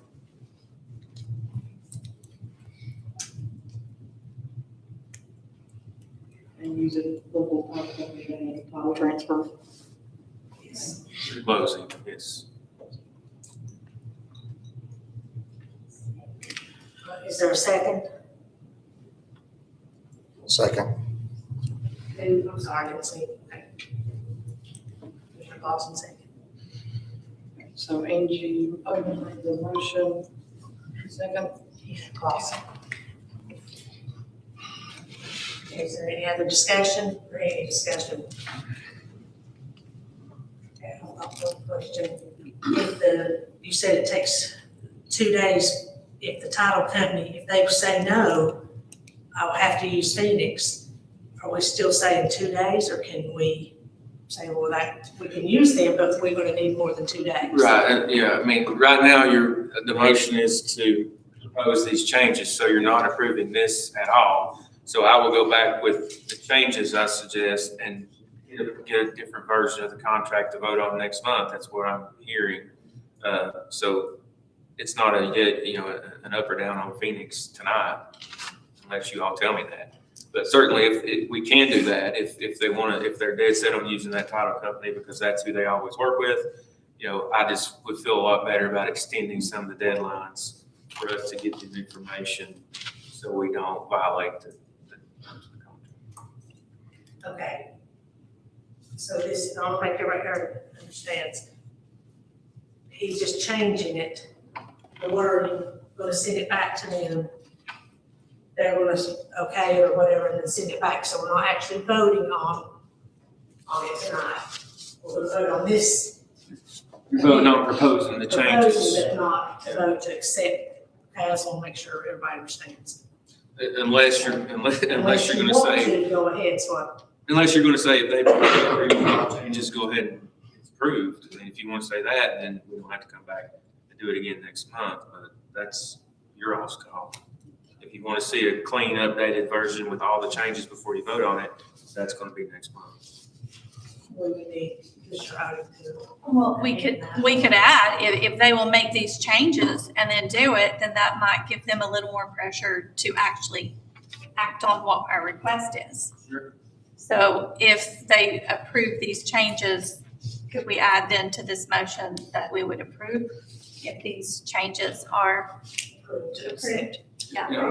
Any changes that you would authorize me to make, in my discretion, are simply to allow more breathing room and time. Nothing's gonna change the overall terms, the price, any of that. So the only changes that I would be making would be just logistical stuff to make the process easier and give us more time. So the main terms would be the same. So if you're saying if they'll extend the diligence period to May, I make those changes in my discretion to give us more time and propose using the local title company. If they agree with all of that, if you're saying you're good, that's what we need to know tonight and make those changes. Yes, Mr. Lawson, do you agree with that? I do. Now does everyone understand? If everything goes well, then he's gonna go ahead and forward with it. There's discussion now. I just want to add a discussion, to the discussion. If you've been on our committee and ever since I was elected commissioner, we have tried to find a place for these people. And they have been homeless and there's no hope from where they were. So I just wanted to add, this isn't something that it's just like, oh, let's go do something. We actually have some services in our county that is really helpful to our agriculture. It's very helpful to our schools. We have nowhere for them. So I just want to add. And no matter what that survey says, this is a good deal for that building. Especially when you take in consideration what it sold for last time. Appraisal on that survey. Is there any other discussion?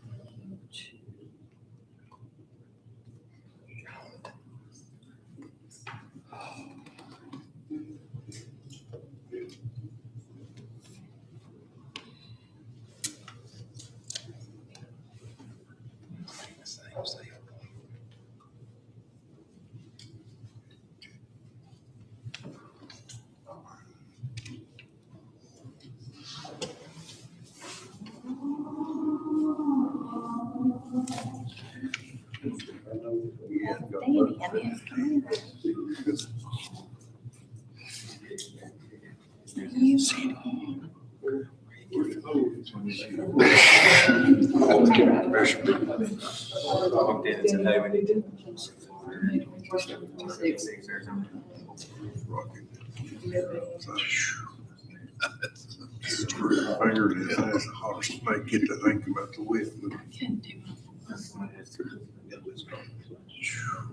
Be rough. I didn't think about that. That part, I just can't. Thank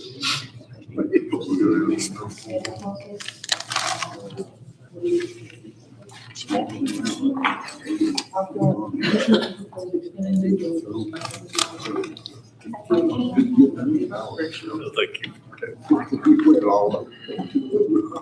Beat it all over, man.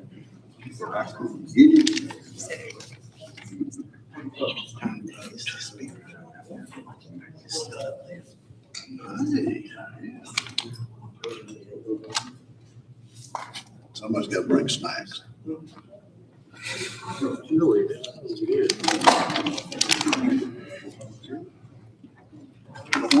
Yeah, I'm trying to quit. Anyway. That's good. Very.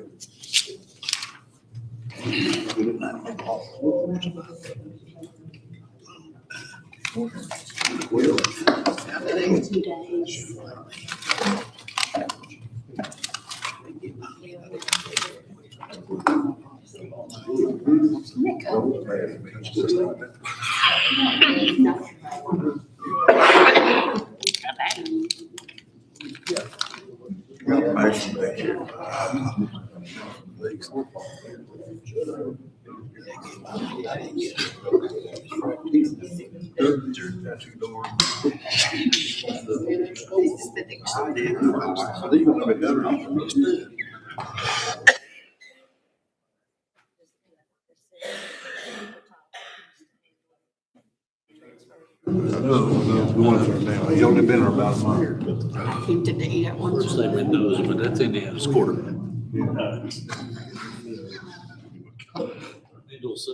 Middleton.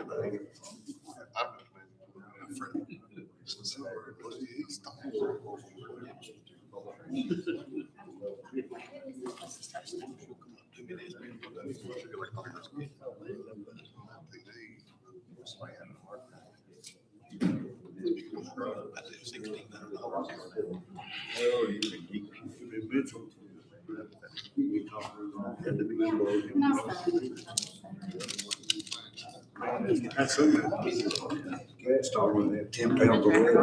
You know, you're right in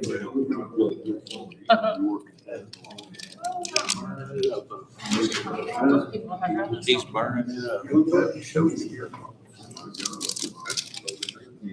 Yeah.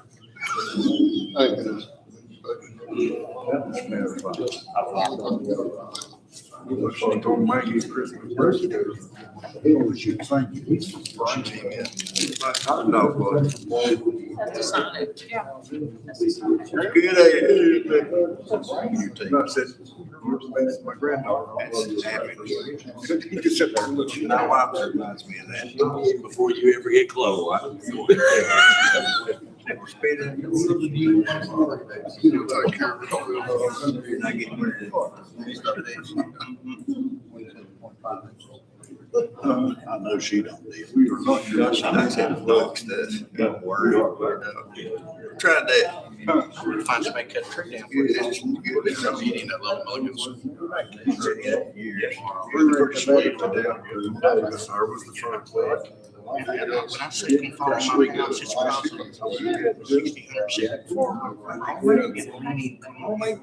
That's his son. You stuck. Yeah, that's what I mean, Kenny's son. They decorate. I'll leave the house for a day and just go upstairs.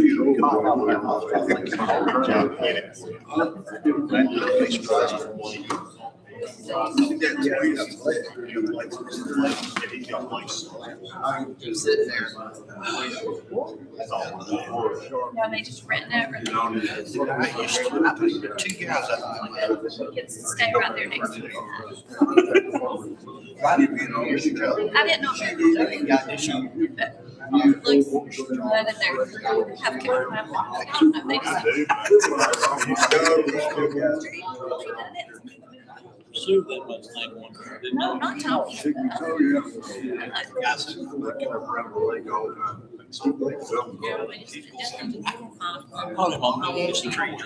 I'll take care of Oh, yeah. It's powder branch. You all double check, make sure that's. Yeah, let me read it down here. To hold you up, Jason. Like sit right here. Yeah. Should have brought my Standing Andy. I don't know who Andy is. Yeah, take the Y off of. Number 2. There's still a few spelling issues. Yeah, I'll, Diligence, comply.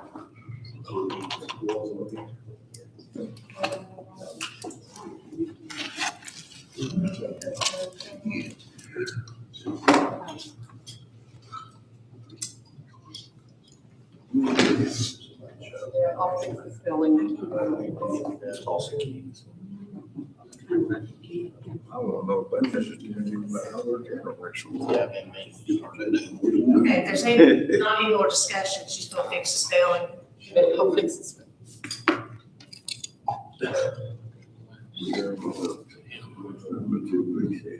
Yeah, that extra and there after extending, we don't need and at all. Should be extending any compliance. This is number 2, extending. Any And let me change that to any. co-pilots. Is that one? Yeah. What is? Discretion. That third co-pilot. He's got charge of those crap. Who else? You know what? We don't have to wait, you just leave. It's just tiny over here.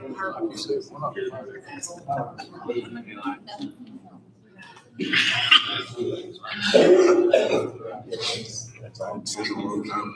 First time I've seen it. Got these signs made here with. First cast signs. One more. Had all kinds of sleds and stuff. Oh, really? They do a sledding party. Oh, but. It's like what we think. Like you do that in. I think hotels on.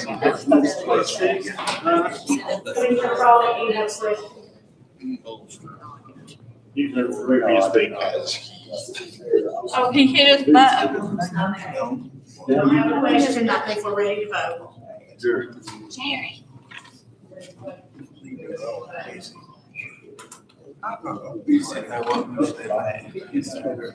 They give us more than 2 days, basically.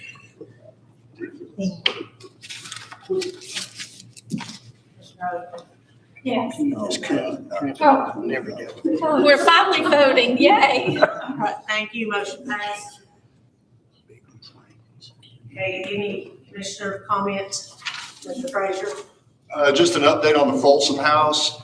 The Folsom House, as far as recovery goes, did not qualify for any FEMA or insurance recovery.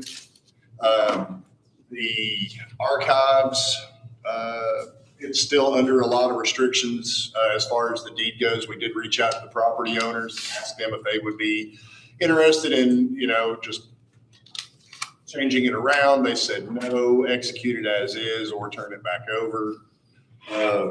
So the Archives Committee, they are interested in potentially getting it and installing it as the front offices for the archives and building the archives facility behind it. It's just been brought up. It's not been explored or anything yet. The general consensus from the Building and Grounds Committee is we prefer not to tear down a Civil War era house unless we absolutely have to. Using it as the front offices for the archives opens up for them to go after grants and stuff for rehab and restructuring and repairing the facility, moving it up out of the floodplain, et cetera. And as far as the adding on to the back of it for the remainder of the archives, that's well and good as well, because there's grants as for the construction and whatnot that they can go after for that side of it as well. Nothing's been decided. It's just wanted to give you guys the update that we're not getting any additional funding back for the Folsom House in particular. So. Okay, thank you for that update. Mr. Smith? Mind if I get up for this? Maybe. Maybe. No, it's not good, but it's not terribly bad. I'm going to talk about a little bit about something that none of us like to talk about in this county. And not just the governing body, but people in general. And that's the homeless people. I've kind of been of the mind, as long as they can take care of themselves and everything, that's great. I live right on the Appalachian Trail. It literally goes through my front yard, so we see them all the time.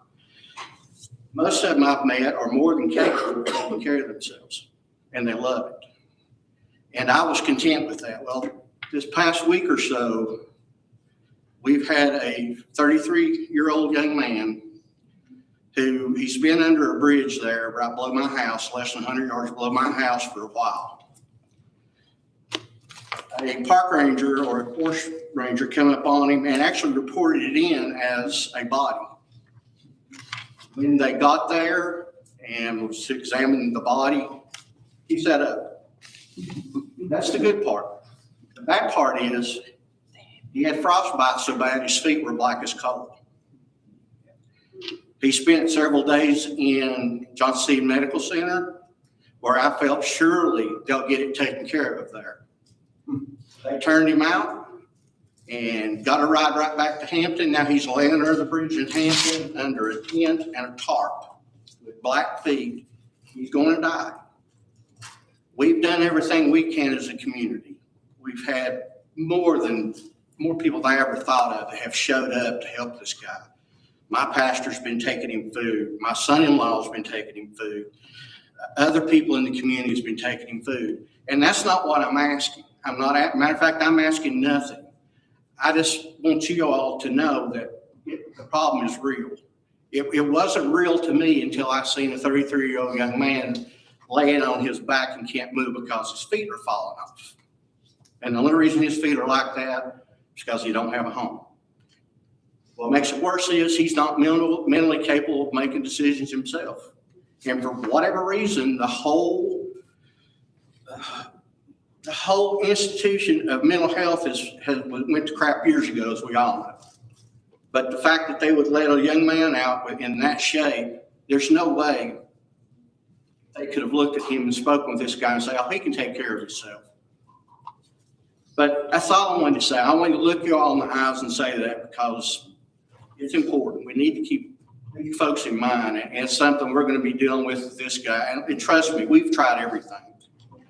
We've tried everything. I've talked to the chief back there about it. We have talked to several different social workers about it, adult protection services. We thought today we were going to get them to go up there. When they found out who it was, they wouldn't go because they've been up there so many times. Your wife. All right, that's all I have to say. Have you tried with Job Corps? Hang on just a second. That's my wife calling. No, it's my alarm telling me I should be home now.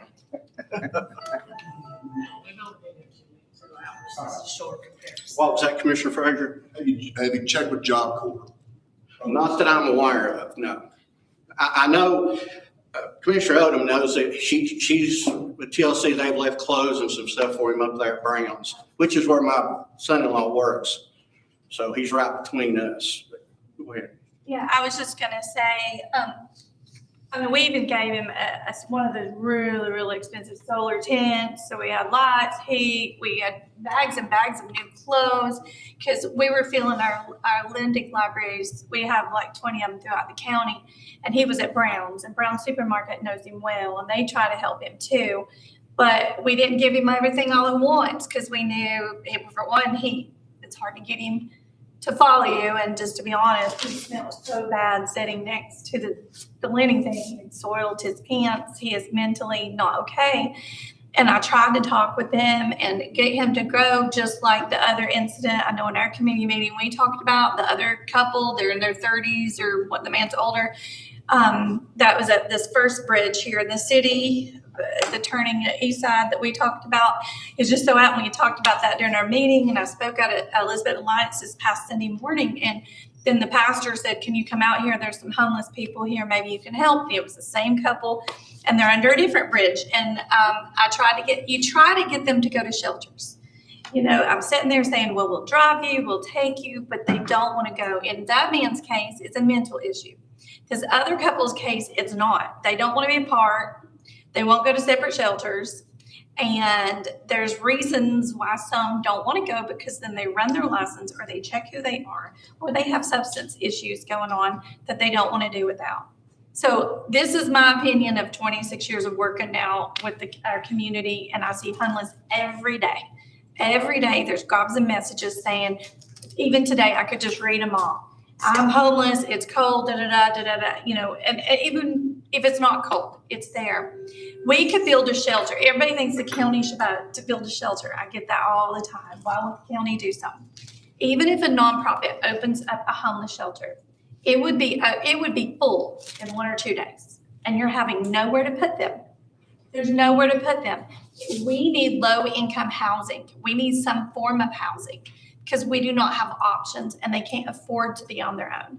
The other incident of another one that just passed away, that died under the bridge, I spoke with him many times. He was a veteran. I even drove him over there trying to get them to help him. He wouldn't stay. So then he ended up back, and then he died. I mean, it breaks my heart that you cannot make them stay. And that is the issue that we're running into. And I'm just gonna be real. That's what we talked about in our committee, is when they are on public property or private property, the law enforcement, they have to clean up that property. And then some other nonprofits asked me to ask in our committee, like, can they not throw the tents away or the heaters? Because we are constantly having to replace them every time we get that phone call, and we can't afford to always have it because we don't always have those resources. But unfortunately, if they keep going to those properties and they can't be there, I mean, you all wouldn't want them on yours, so you call and ask them to be removed, and that's understood. So the main thing is, there's not an easy answer. If they refuse to go to shelters, and there are shelters that we can go. I mean, I drove them up to Gate City, Virginia. If ours are full, we will find them a place to go if they're willing to go. And if not, they know us very well, AmeriCorps, because all of the nonprofits and churches in this area help tourism. Because we are paying for all the homeless people to be in the 2 local hotels on a regular basis. Because we're not gonna leave them out. So that's just what I wanna say. There's no easy answer, but it breaks our heart when you hear that they're dead, or that to think that he's laying up there and that's his feet. And it's like the lady that was downtown, you know, they need medication, they need Gloria, they need help. Or the other lady, Miss Vinnie, that used to walk with the umbrella through Eastside, who had a house, but you couldn't even walk through her house. She had a pet mouse because when she got in the hospital, we went and had to save her dogs. And it was awful, the living conditions. So just because they even have a house don't mean that they're okay.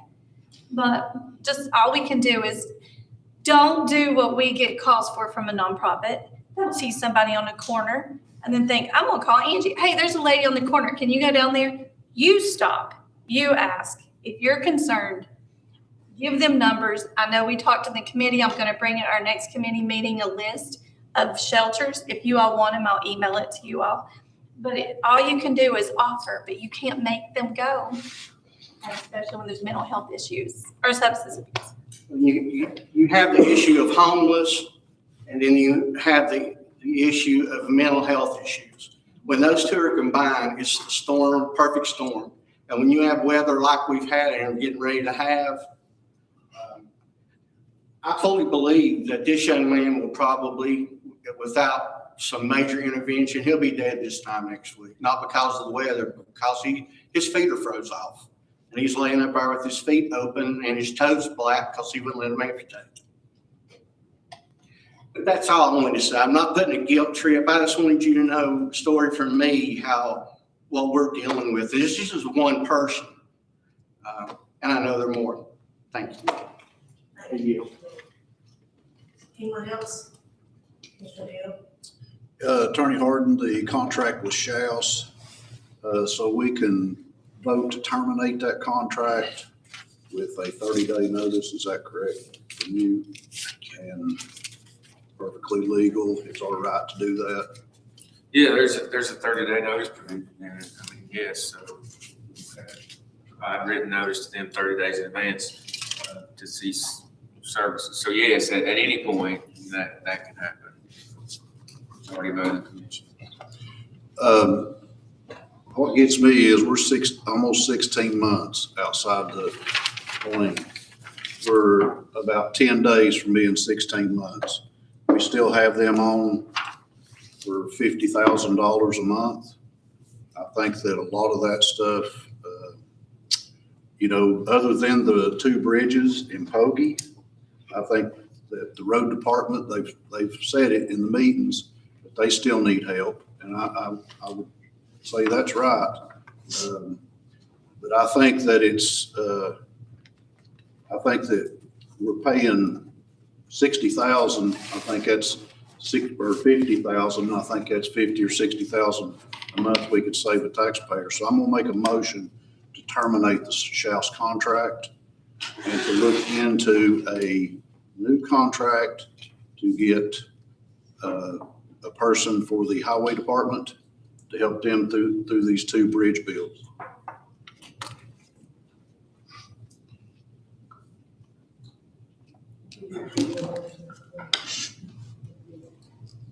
To terminate the contract with Shouse, with the attorney giving them notice, and looking into a new contract with them or another company on getting somebody to help with the highway department during the 2 bridge builds. Terminate the contract with Shouse and the new contract with For the highway department, to have someone to help them through the 2 bridge builds. Do the asphalt. They still got $47 for asphalt they have to do.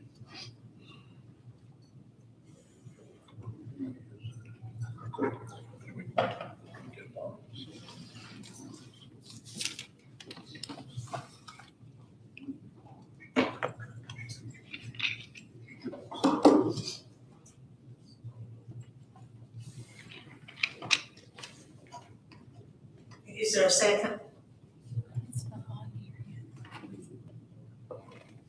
I'll second it. Commissioner Ogler seconds.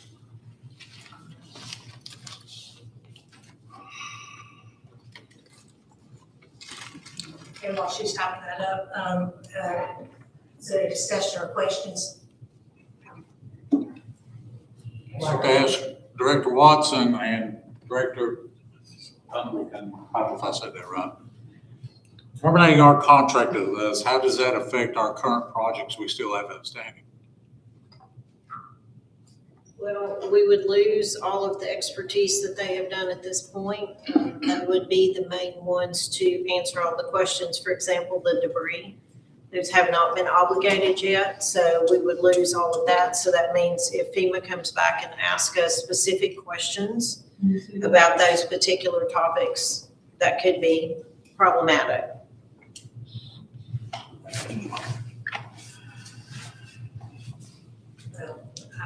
Commissioner Deal will have to look at it and see. Is there any other discussion? Commissioner Frazier, Commissioner Frazier.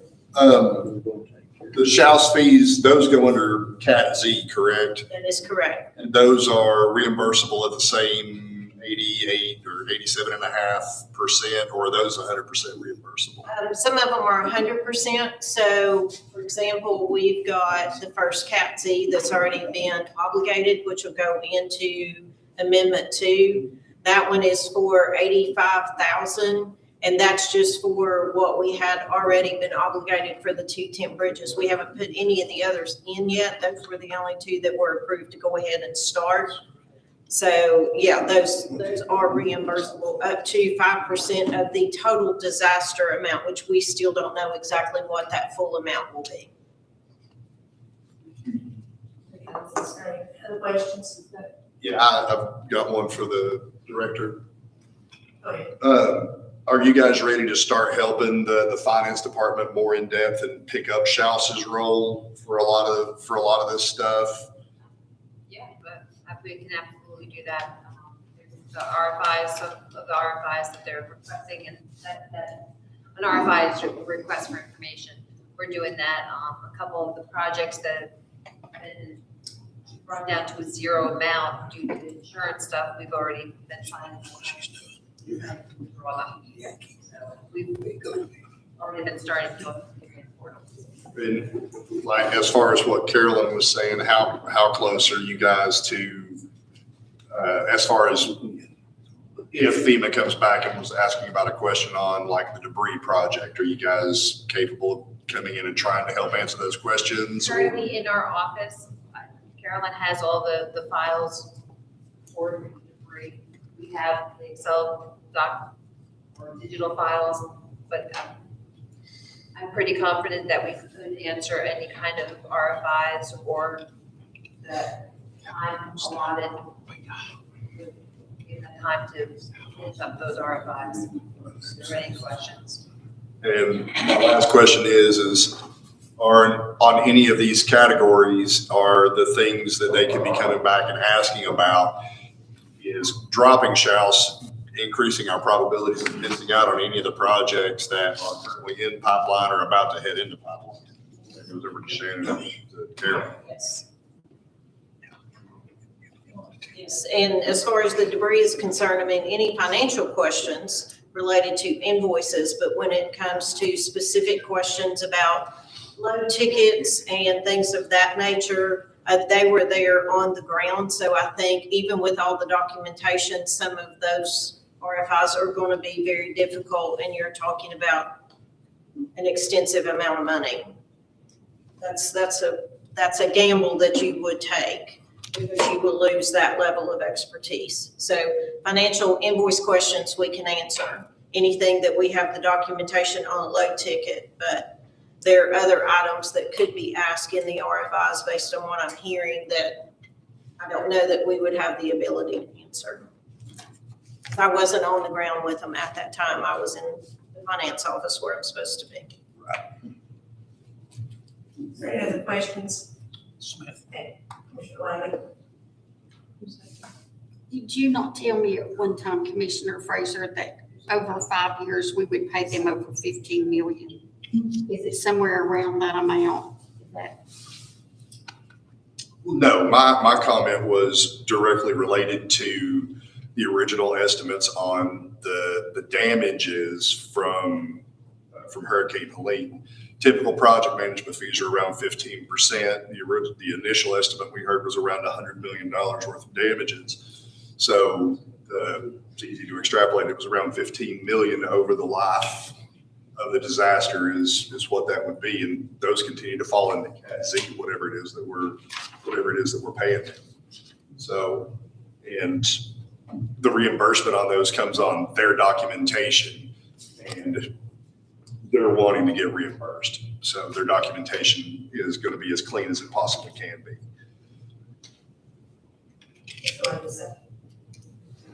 Yes, I'll wait. Just add to that before I forget it. He said it, the notice period, I would put after required 30-day notice. After required 30-day notice. Yeah, that's what you want, sir. Motion to terminate the contract with Shouse after required 30-day notice. Who's going to be responsible for bringing in the person to take over in 30 days? And train them. And second, what kind of qualifications are you going to put down?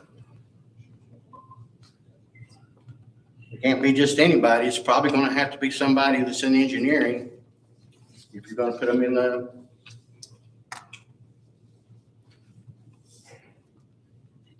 I mean, that's 30 days ain't a lot to find somebody to paint your house. Imagine trying to find somebody to sign on and be an engineer over top of this. That, yeah, we'll have to pay them as well. So who will be in charge?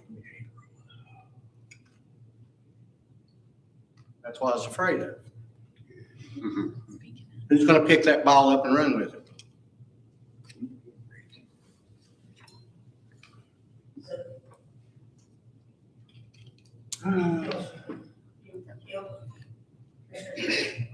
So since he's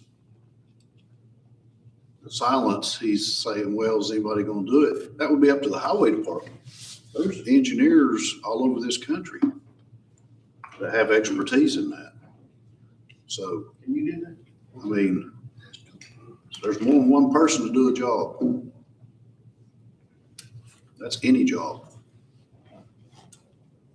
I'm available. Yes. Your problem's gonna be, like Mr. Smith said, getting somebody, that might be possible. We're gonna have to start from day one.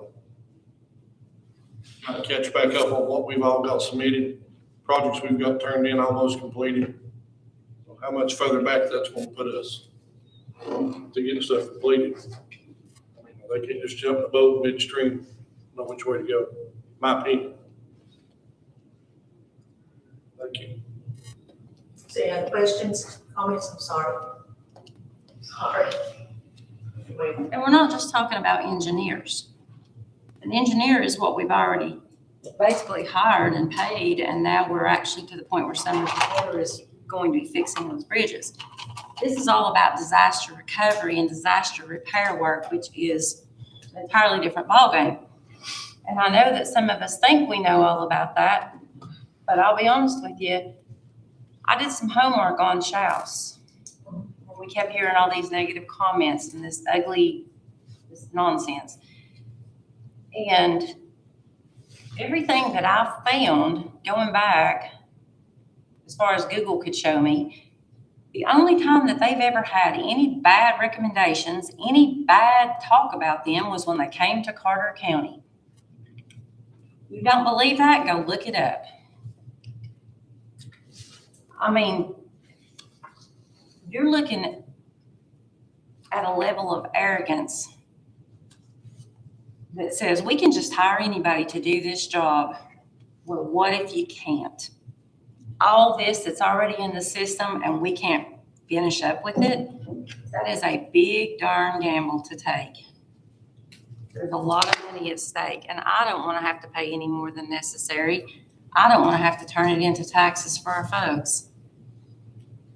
most of them can't afford it, especially the ones that's already in the repair phase now and they're just getting back on their feet.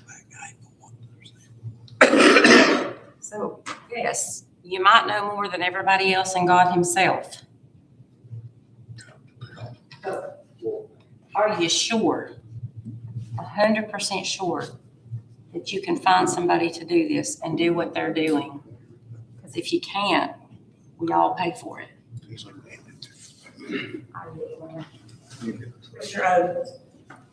Yes, a couple of statements here. For one, other counties around us have not used SHOUS. Other counties have been able to do this without paying $50,000 and $60,000 a month. That was also involved in the flood and is also going to be able to wait for money to come in. I would like to ask at this date, how much money has come in that SHOUS has actually done the billing for to us? You have that. Well, I mean, I'm asking you just right now, without me digging through a packet, what's the amount? Today, we have received I don't want to dig. additional HEAL loan funds. So for the total HEAL loan, we've received $7,329,000 from NRCS.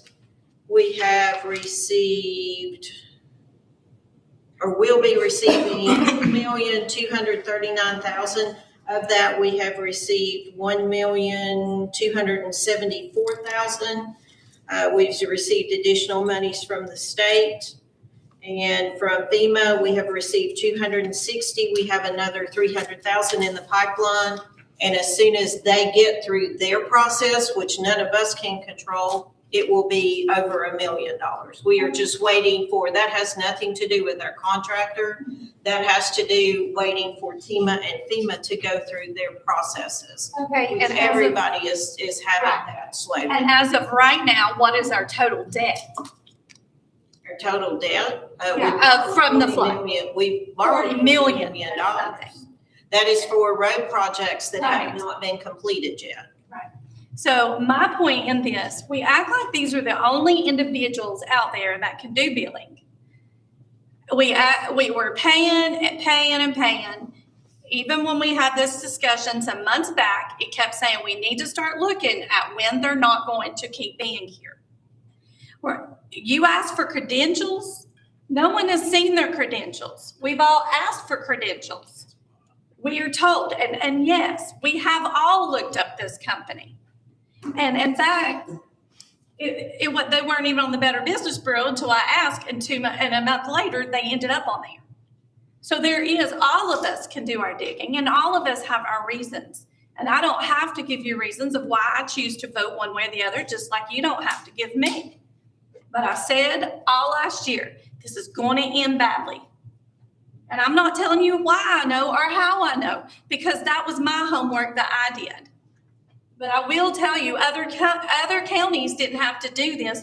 And when you're talking about getting money in, and then we've not even had invoices right, misspelled words, I'm terrified of the paperwork that has been turned in from FEMA when you can't even do invoices correctly. I pray it turns out right, because our county needs it, and our individuals don't want to have all of these taxes. And I hate that it's a lot of work on all the departments to do it.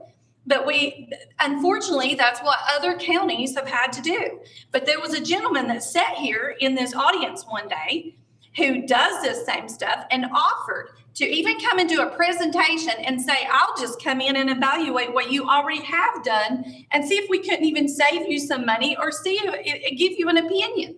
But nobody would even talk to him because you're so sold on one company that you don't want to look at how to save money on this county. So if it's so scary to just get someone else's opinion, that you all can just keep writing checks and doing POs.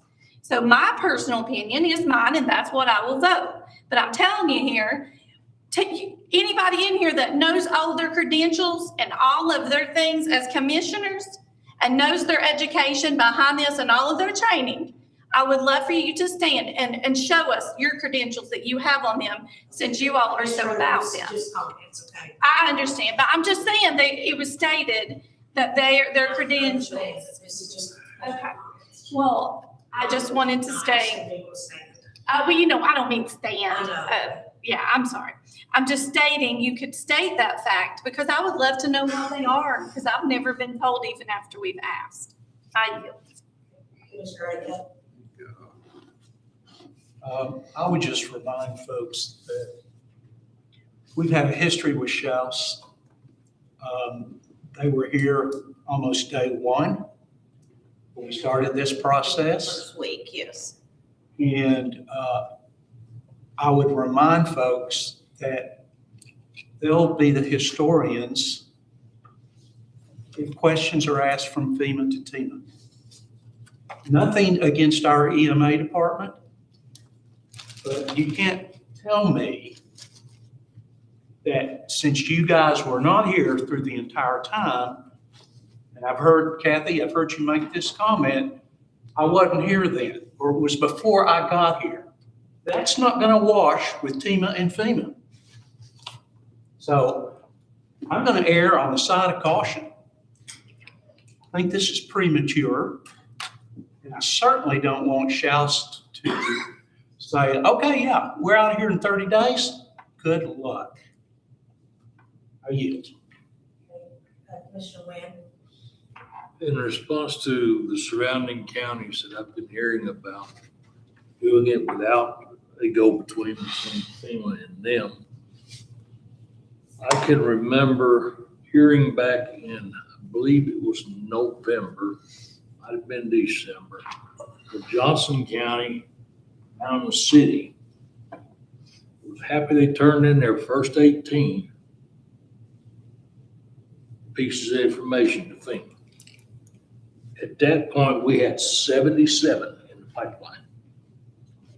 I took a ride over to Mountain City about 3 months ago, and there was still piles of debris along the highway from Butler, Mountain City, or I guess it's Deauville that runs from there to Mountain City. There were still piles of debris on the side of the highway out there. I mean, huge piles of log jams and stuff like that. The roads had been washed out. They'd been temporarily patched. This was just a few months ago. So I'm having a hard time believing these other counties are anywhere close to where we are with what we're doing. Commissioner Whaley? I would just like to know what other counties use the shells and has used them in the past. Because according to the contract, they were here on October 3rd. It was signed and dated. So at that time, that's just a week within. But if you go back and look at the landfill, I mean, we had what, over $3 million put into the landfill in claims, and we got $600,000 back? How is that possible? I mean, how is that possible? And Can you repeat that statement? I want to make sure I heard. we were stated that there was over $3 million that was put in to the portal for reimbursement back to to solid waste or to Is landfill. incorrect. Am I correct, Steve? That is incorrect. Okay.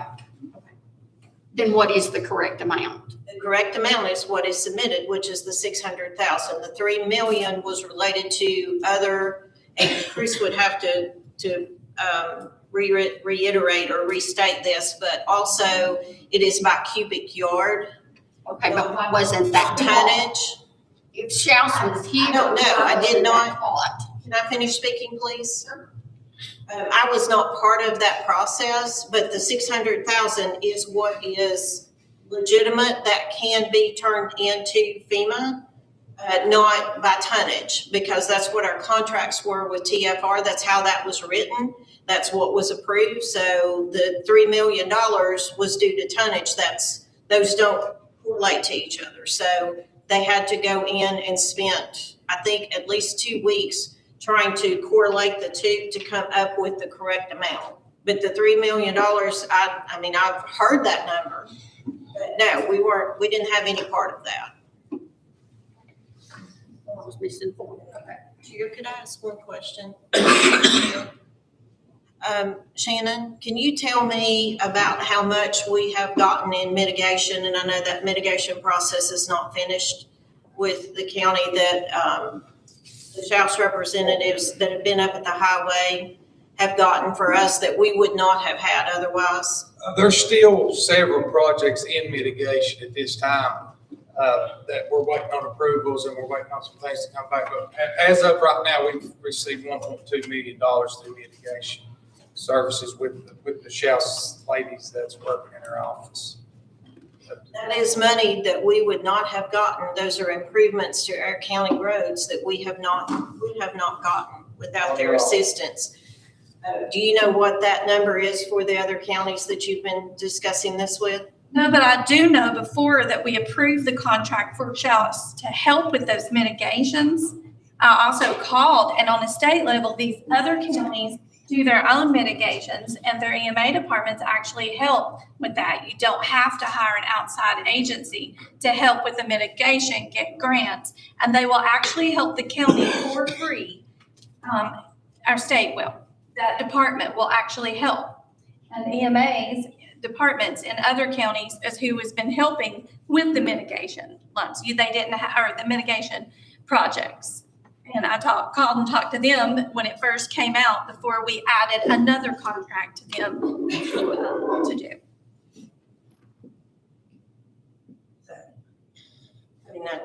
I mean, there's no way to compare the two, but I just was curious to see what the difference was in the amounts. Commissioner Smith? I just want to make the point, we're stating a lot of things here. Let's keep in mind that nothing has been done where we did not have at least 13 votes on this commission that approved that action. Nobody did anything on their own. That can't happen. Even though I've seen allegations that it did. It did not happen and it cannot happen. So that was a majority vote of this commission, including mitigation. We voted on it as a commission and the majority voted yes. So if there's a mistake to be made, half the commission made the mistake. I mean, it's not, he said, she said, it's facts. That's the fact. We voted in favor of the mitigation and to sign the contract. We give the mayor approval to sign that contract on our behalf. I mean, that I don't know how else to put that. It's not, we didn't go behind, I don't remember anybody going behind anybody's back at any time. Everything was pretty much forward. The only thing I seen that was questionable, we had some things making it circle through everybody's little groups that Unicoi was doing their thing and they were getting X amount of money and they didn't have anybody. And luckily, Dr. Acuff called Renee, our representative, and checked it with her, and all that was completely false. That is the only things I know. I'm not going to state anything that I don't know at this time. I know that everything that's been done to this point, the majority voted on. I yield. Anybody else? Okay, I've got a couple comments. And I've made it clear from the get-go that I thought we should have a plan, an exit plan, because I've said this several times. I don't know if you hire someone, you've got to take some time to hire someone, which would take longer than 30 days. So I would not agree to the 30-day stipulation. So I have a question that I don't have the contract right here in front of me, so that's what I need to ask. If we were to say 60 days, could they say no, right here in 30 days? Yes, either side has to provide a minimum of 30 days. You can say a longer period of time, but they can shorten that time to 30 days. So you might say, for giving you notice, we're going to terminate this contract in 90 days. And they'll say, well, okay, here's our notice, we're terminating it in 30 days. So either side can do that. Well, I want to make that clear, because I just can't see hiring somebody, and I don't know who's going to hire that person. Also, is there a committee going to be formed? Is it going to go for financial management? That I'm not clear on that, so that was a question I had with this motion. Okay. So is there any other questions, comments? If we're sticking to 30 days, that probably needs to be in that. Or if we're willing to get it, I need to get a lot closer. 30-day notice. Okay. Okay. No, I can't say it. Discussion. We got it.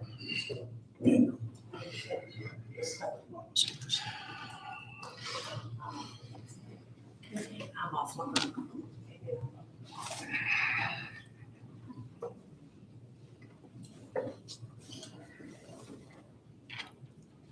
Here, Kim.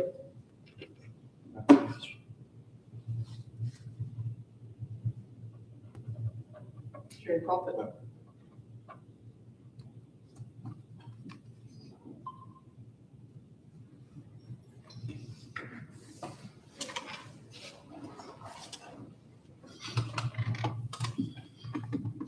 So motion fails. 12 to, The motion was 2 terminate, so you got 6 yes votes. 6 yeses, so motion failed. Yes, now the other, we've got commissioner comments. Okay, did you look, I hope everybody looked over the February calendar and make sure that you know that the next commission meeting will be on Tuesday because of President's Day. And again, if your committee, with the weather coming up, if your committee is not going to meet, you need to call and let the sheriff's department know so they don't send people to sit down here and wait on you all to show up. That's happened a couple of times, and that's not just these committees, also committees that are not listed on here, everything else. So please, call and let me know. I think that's on the council. Please be aware of your in-service hours. Several of you turn those in, turn them into me and to, and please be careful with the weather coming up. Please be safe. We're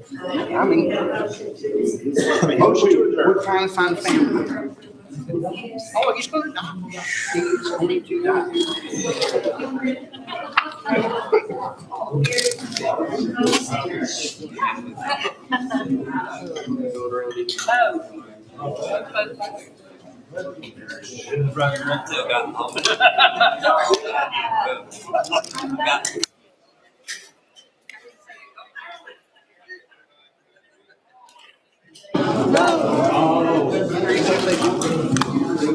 Good, I'll be good at it. Now. After the meeting. They still be. Yeah. 7.5. This one has got both. Somebody to give up. We are in the snow.